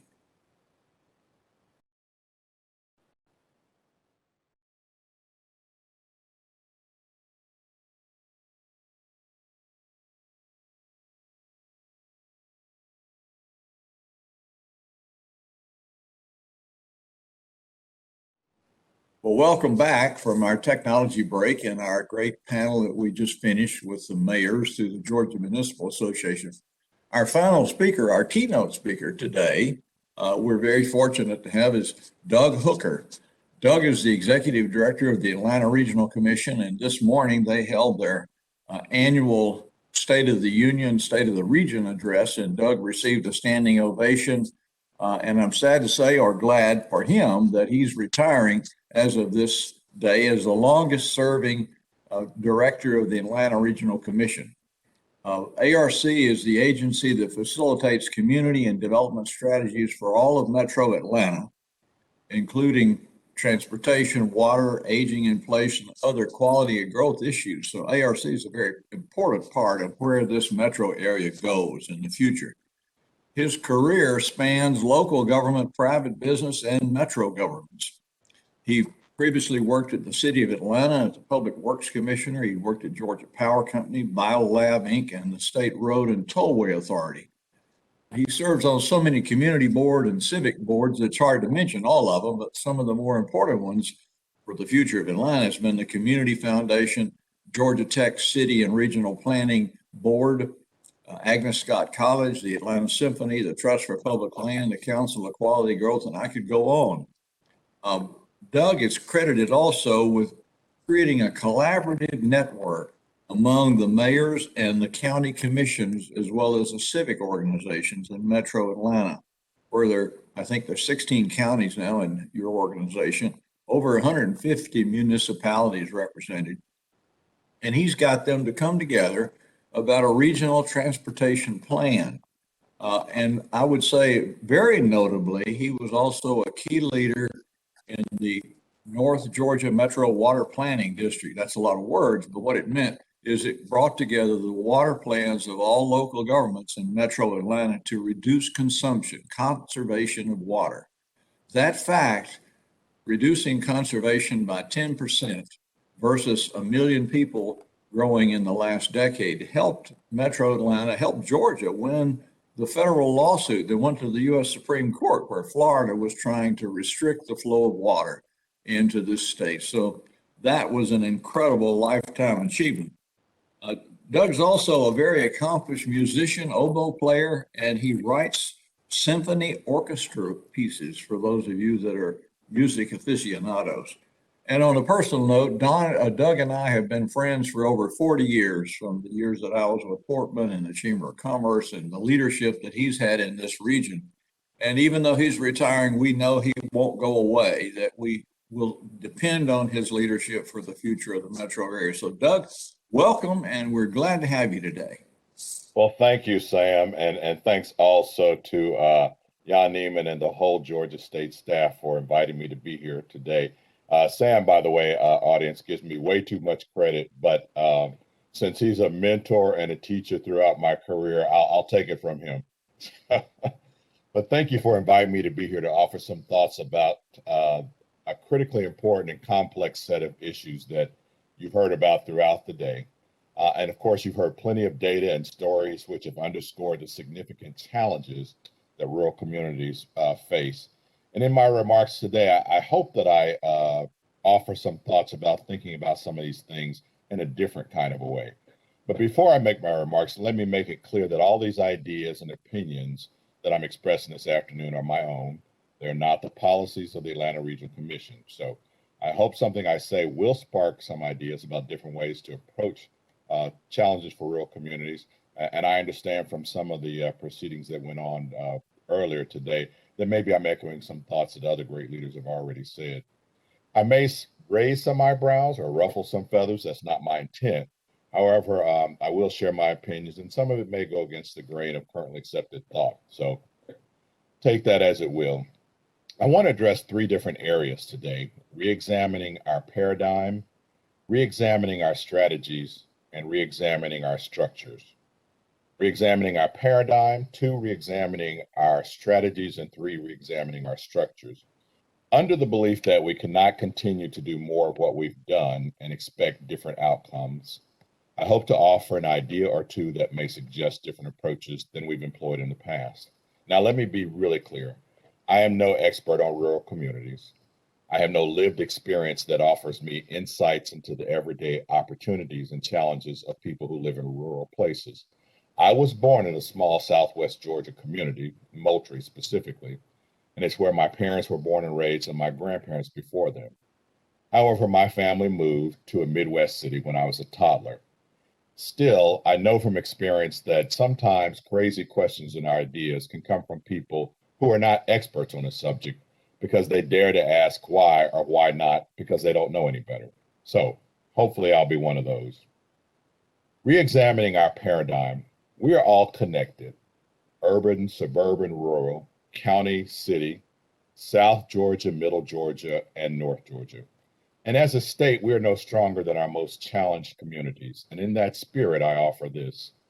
I think the title of this symposium, though meant well, Urban-Rural Disparities, asks to focus on a framework that employs a haves and have-nots point of view. I'm not naive or oblivious to the fact that smaller and rural communities are under a lot of stress or have less resources than their larger counterparts. But even though larger communities often have these same problems, they typically have more resources to draw upon to address them. Still, I believe we should take an asset-based and shared goal approach to evaluating rural challenges. Let's start with the positives that rural communities have to determine how best to build upon them. That would be an asset-based approach. And quoting from a training module that I saw in my research from the Youth Collaboratory of Colorado that was helping to train young people from rural communities in Colorado, it says, one of the greatest assets in rural communities is that often generations have lived here and people share multiple circles that they run in. They are multiple points of connection and spheres of influence, which definitely strengthens the community. These strong ties often lead people to take a fierce pride in the good things that happen within the community, which can be leveraged into support for programs that impact the community positively, end quote. I love that quote, and although it was a little bit lengthy, thank you for listening to it. I really felt it emphasized the point I was saying. Let's start with what's positive about rural communities and their assets and figure out how we build on that rather than asking what's wrong. Also, there are problems that large and small communities have in common. We should work together to find solutions on these common problems. Based on the 2020 census, For people under the age of 65, in Metro Atlanta, 13% of African Americans have no health insurance. In other Georgia metros outside of Atlanta, that number is closer to 14%. And in rural Georgia, that number is 15%. For Black and Hispanic residents, those numbers are more than double, and people without adequate health care insurance cannot be as productive in workforce and community, and consequently, those communities cannot achieve their full potential. So there, right there, is an issue that we have in common across large, middle-sized, and small communities throughout Georgia. Again, according to the most recent census in Metro Atlanta, just under 39% of residents have a bachelor's degree or higher. In other Georgia metros, that percentage is roughly 25%, and in rural communities of the state, that number is slightly less than 17%. Now, those are definitely stark differences for sure, but the real problem is that in no part of the state, whether it's large, mid-size, or small, are we producing enough residents with bachelor's degrees that match the needs of jobs posted in both urban, large urban, mid-size urban, and rural areas that require college degrees. So we all need to be about how we can do more to educate more people with degrees that match the needs of their communities. The scale may be different, but the challenge is essentially the same. All of us depend upon the many things that rural communities and their economies do well.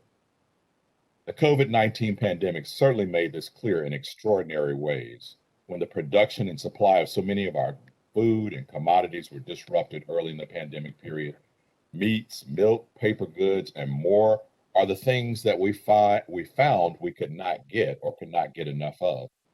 And these are among the many goods that are grown and made in rural communities. There should be no doubt that we are dependent on the health and well-being of small communities. Therefore, let's ask, how do we support them in creating more of what is good about them? And instead of evaluating our urban-rural differences, let's also begin by examining our common challenges and seek together to find solutions. The approaches may be slightly different, but the goals can be shared. Better educated residents and healthier families are two great places to start in my mind. Re-examining our strategies. No doubt there have been successful programs and initiatives that have helped to uplift some small communities. There are case studies that cite Emporia, Kansas, Dubuque, Iowa, Bend, Oregon, or Paducah, Kentucky, where my wife's family is from, which suggests that several rural communities have successfully changed their trajectories. Still, what we are after in our deliberations today, I believe, are wholesale changes, identifying the rising tides that will lift most, if not all, of the smaller community boats. And again, I don't pretend that I have all the answers, but I certainly do have quite a bit of imagination. And in fact, my ARC colleagues will tell you sometimes I probably have a bit too much imagination. So follow me while I offer some imaginative musings about different strategies to strengthen rural communities. I call this segment of my remarks Planning, EDS, MEDS, and FEDS.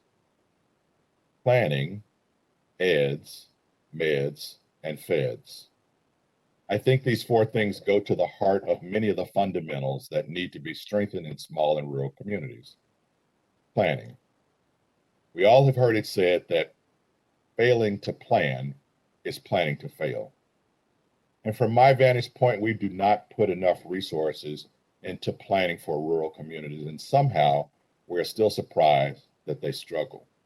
Within the Department of Community Affairs, the state oversight agency for community, for small and local and large governments, there's a planning division that supports all 12 of the region commissions, mine and my 11 peers throughout the state. And that division does a great job with the very limited resources that they are allocated each year. And all 12 regional commissions appreciate their support and their constant advocacy on my behalf. However, the resource allocated to each regional commission for the purposes of community planning is only sufficient to support the equivalent of 1 to 2 planners, depending upon the commission size. For an urban regional commission like ARC, we have other resources to draw upon to combine with those monies in order to supplement the needs of our many metro cities and counties, most of whom have planning staffs of their own anyway. However, for my smaller staff counterparts, many of them having cities and counties that lack the resources to support even one planner to help them, those local governments look to their regional commissions for assistance, and yet those regional commissions themselves lack adequate staff or funds to be sufficiently responsive to their many local governments' needs. Where there is little to no community development, I guarantee there will be little to no economic development. One extension course offered by the University of Wisconsin defines community development and economic development this way. They say that community development is a matter of building community assets, building community institutions, and building community capacity. Whereas economic development is building economic opportunity, enhancing economic well-being, building a resilient economy. But then they go on to say that rightfully the two should be combined, and really we should think about it as community economic development, as one phrase, community economic development, which is the process of balancing economic development with social, cultural, and environmental needs. Community development and economic development are intricately interwoven. It's almost impossible to sell a company on relocating to a place that is not seen as fundamentally strong or vibrant. However, community strength or vibrancy doesn't depend on size. The practice of giving every regional commission the exact same amount of funding, though well intended, does not really help us advance the challenges of rural communities. It's a case of equality rather than equity. So let me tell you a brief story from my own life to clarify the difference between the two. When I was 12 years old, my mother, who was a teacher, managed to eke out enough money in the household budget to provide piano lessons for the four of us, her children. She hired one teacher to teach all four of us. This teacher took the lazy way out and had all of us use the exact same practice book, practice the exact same lesson each week. Now, as a 12-year-old, this situation frustrated me, one, because I had been playing a musical instrument for 4 years and I already knew how to read notes, music notes. But then two, my fingers were longer, my body, although not mature, was further developed in its coordination than that of my younger siblings. The situation frustrated my 6-year-old baby sister because she was being asked to learn music at a faster pace than she was capable of when she didn't know the first note, had much smaller fingers, and certainly was much less coordinated in her development. It was too slow for me, it was too fast for her, and yet we were both being given the exact same thing. So I think you get my point. When providing planning sources through state support, equality shouldn't be our goal, equity should be the goal. All the regional commissions need more resources, no doubt. I'm not asking for taking away what we've got. We should all get more. But I really believe that the regional commissions with a larger proportion of rural communities should get more than their counterparts that have a greater population as urban. Planning to fail is failing to plan is planning to fail. EDS. What do I mean by EDS? Education is fundamental to the fabric of any community, and I know you've heard that said already today. If the education system is marginal or weak, so is the community. If the education system is vibrant and strong, so is the community. The one does not exist without the other. They go hand in glove. And so focusing resources to educate children in rural communities is absolutely fundamental.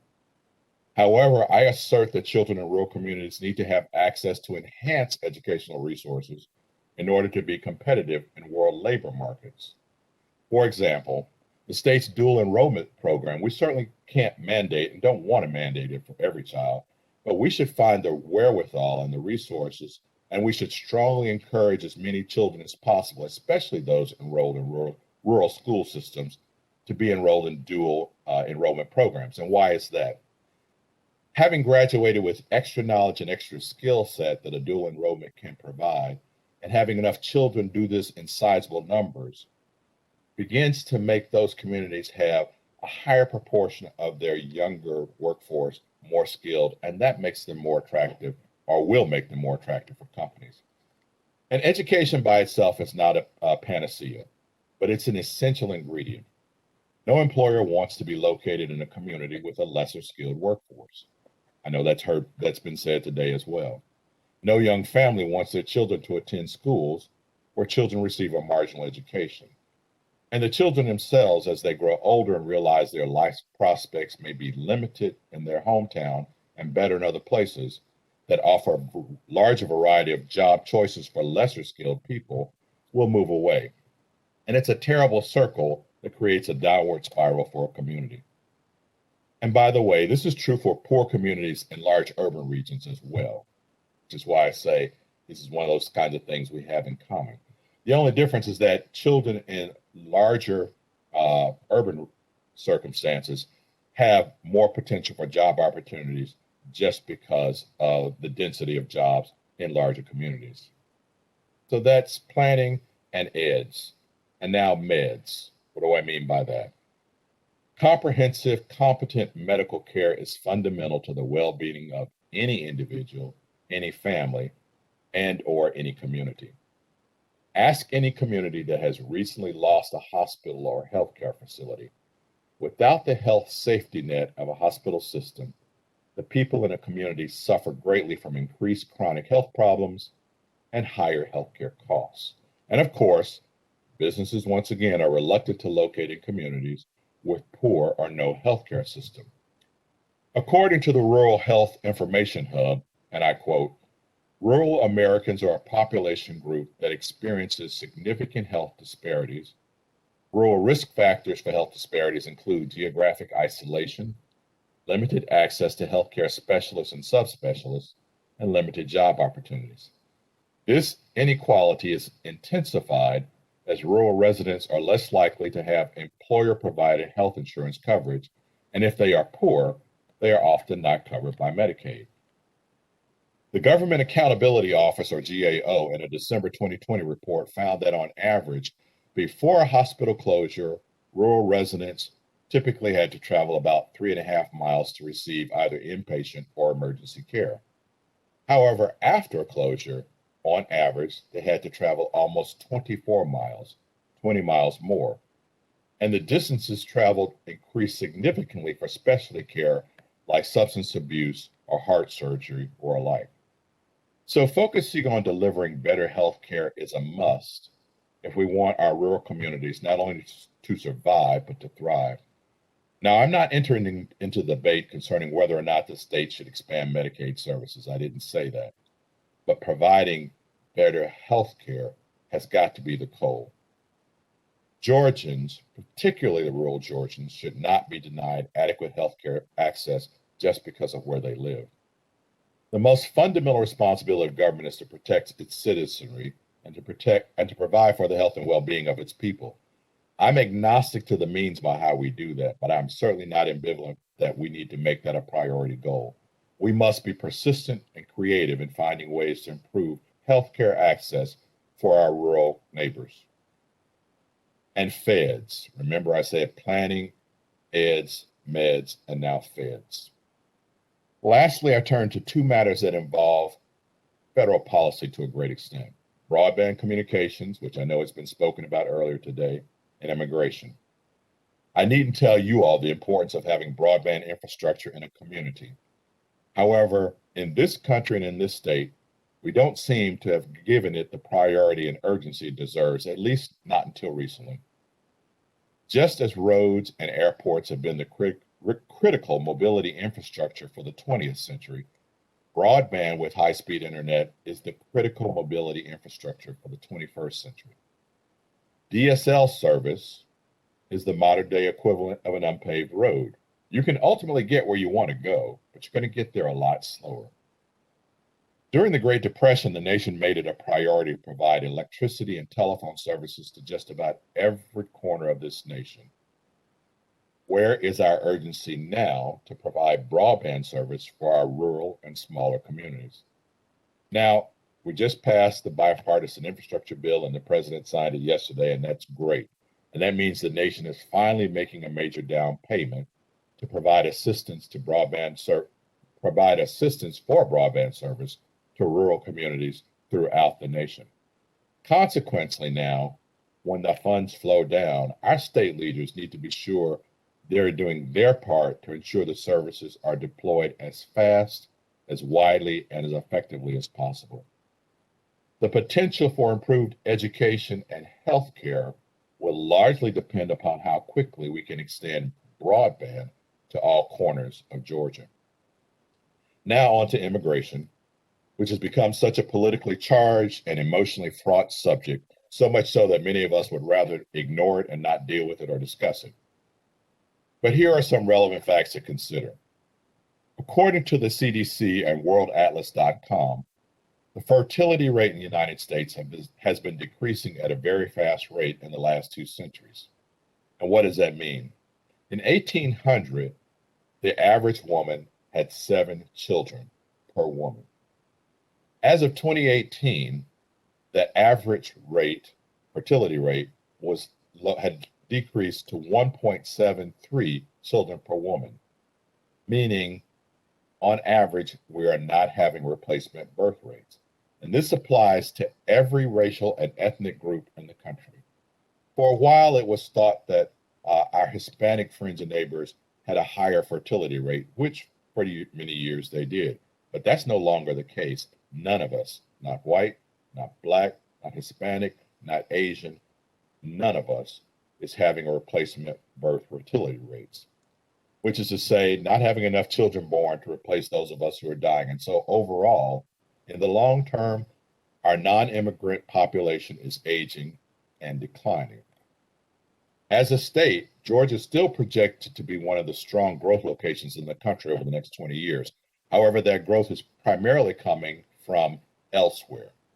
The overwhelming majority of people moving into Georgia will be moving to urban and suburban regions.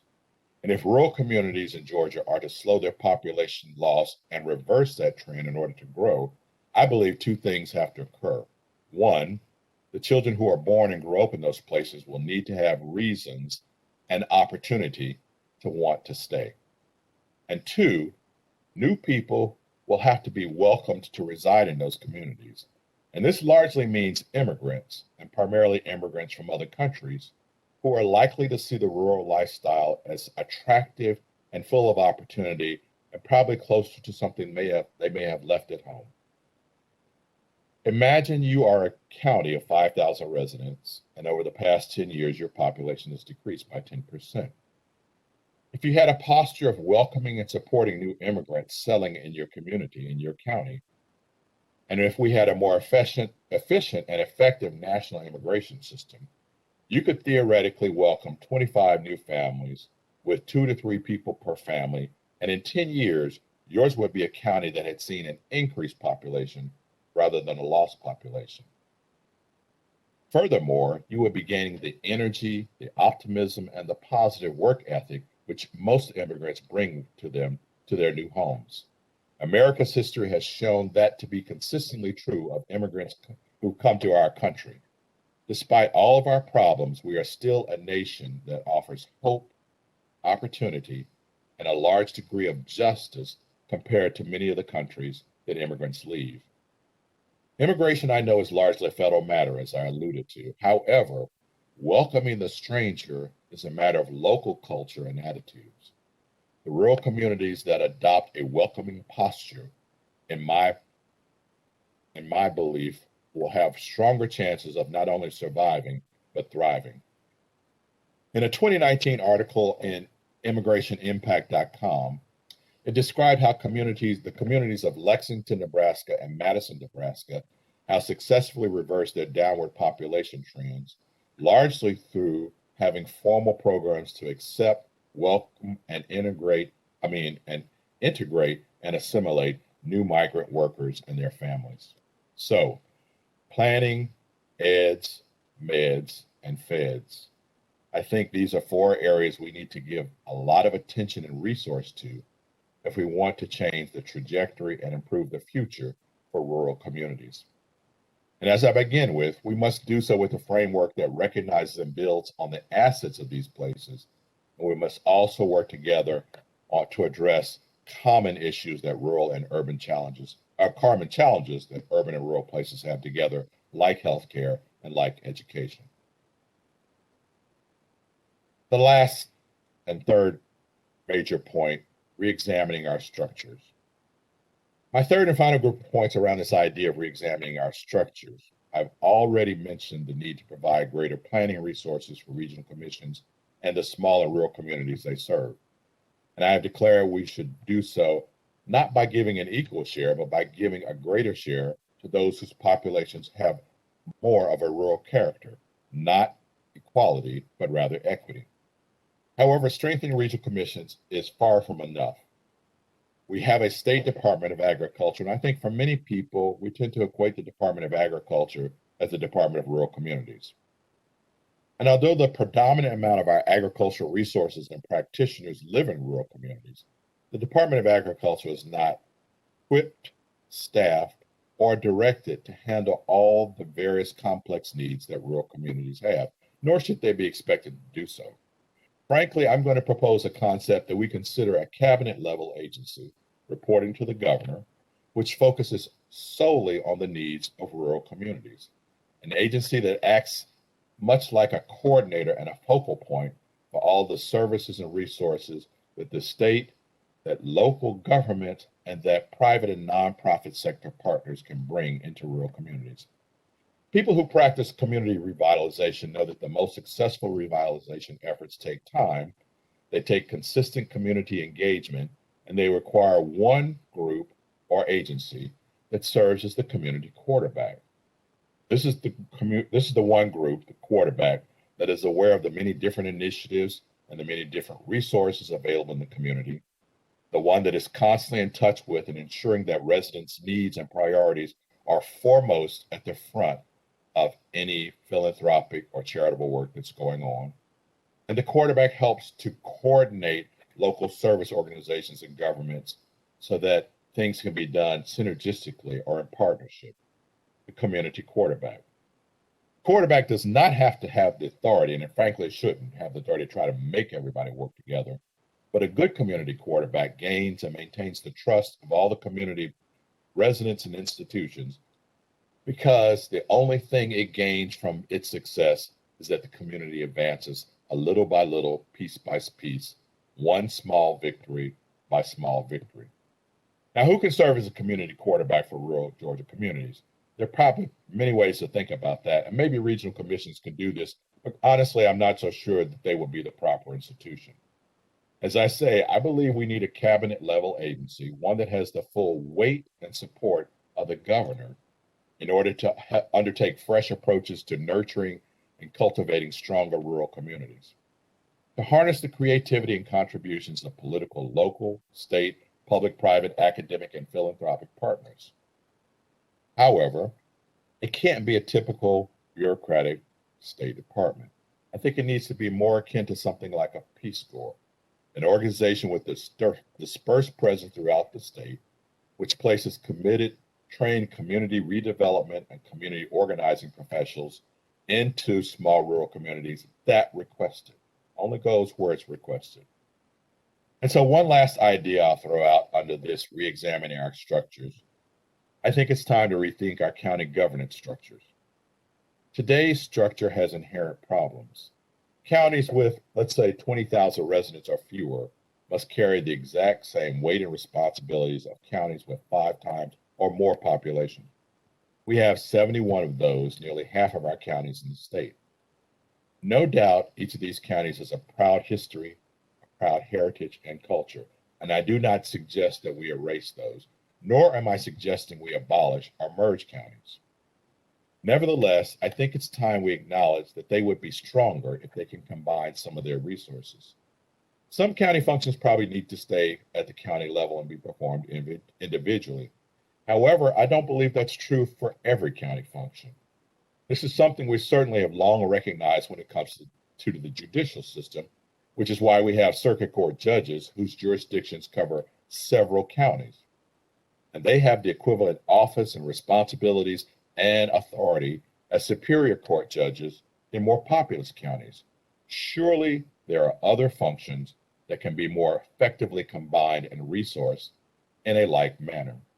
I don't know what those are, but I dare to believe that there are some and that this is possible. I dare to believe that we can break the mold of past practices and establish new ways to achieve better results. Albert Einstein once said, logic can take you from point A to point B. Imagination can take you anywhere. A very close and wise friend of mine often says, vision without funding is just hallucination. And I return to where I started out, doing the same things in the same way and expecting different results borders on, well, you know what they say. The 21st century requires us to challenge the value of 20th century paradigms, 20th century strategies, and 20th century structures, even government structures. Rural communities are critical to the existence of all of us, regardless of where we choose to live. We need to work hard to ensure their current and future generations have the choice to live in those same places. They are important and worth our urgent attention in their own right. Let us give them the time, resources, and attention they so rightfully deserve, not to make them faint images of their large urban cousins, but rather to help them be the best versions of themselves. Thank you.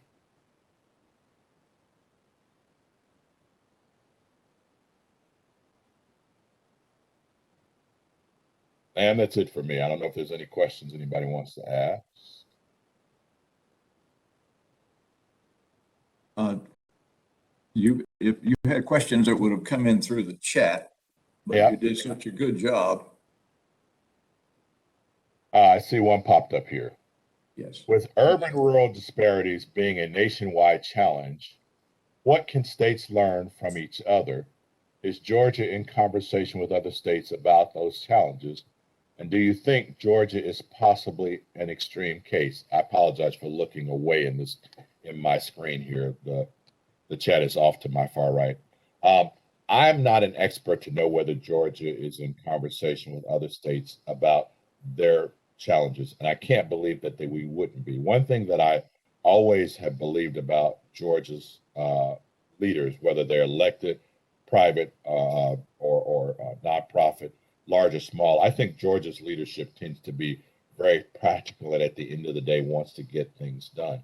And so in that regard, I can't believe that we're not already in conversations with other states about common challenges of rural communities. But frankly, I don't know enough information to be able to answer that question authoritatively, so I'd rather just leave it at that. But it's certainly something we should look into and catalog where we are having conversations that we're doing so, or where we're not having conversations that we're not doing so.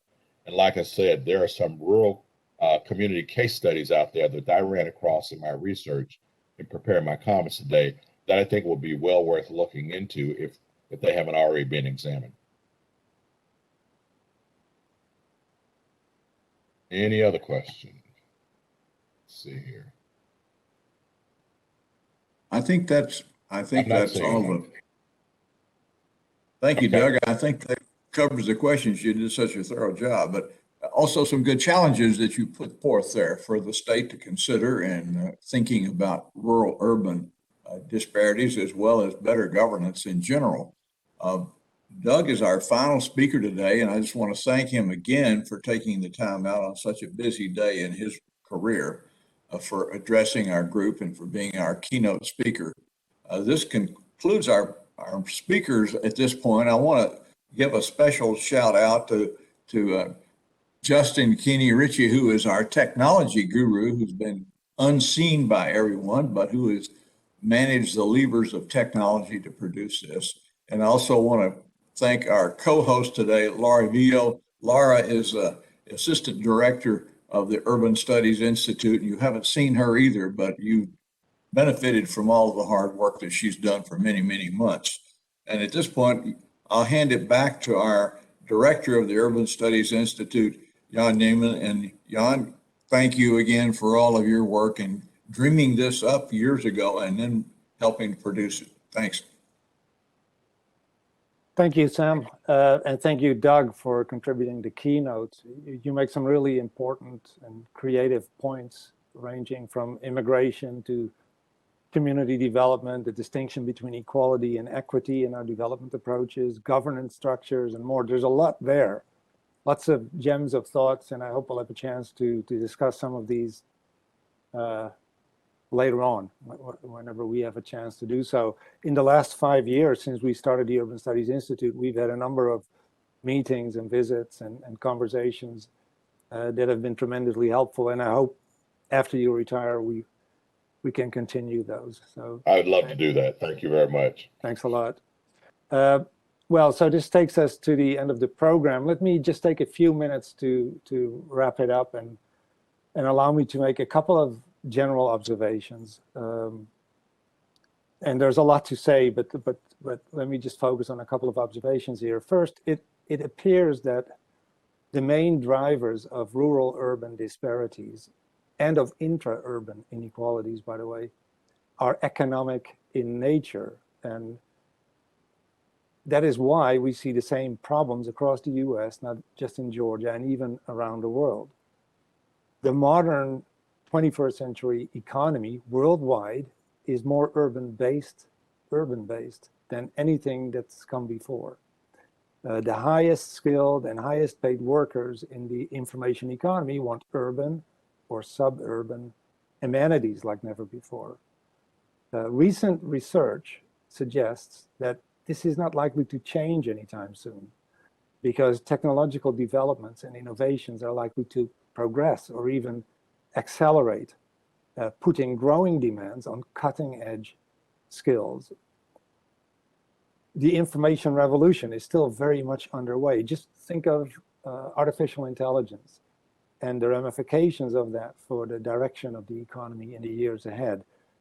And that suggests that the challenges of rural-urban disparities are most likely not going to recede. Now, I think on the positive side, and this can also be gleaned from the panel with the mayors and a number of other contributions that we heard today,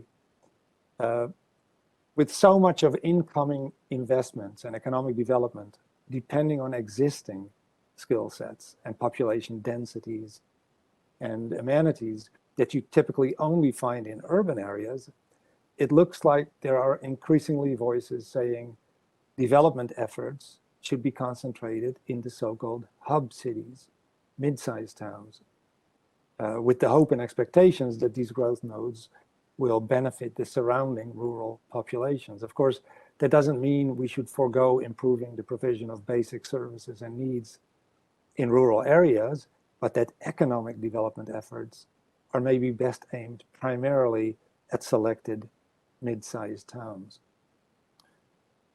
Finally, urban and rural areas are often disparate, but they are not separate.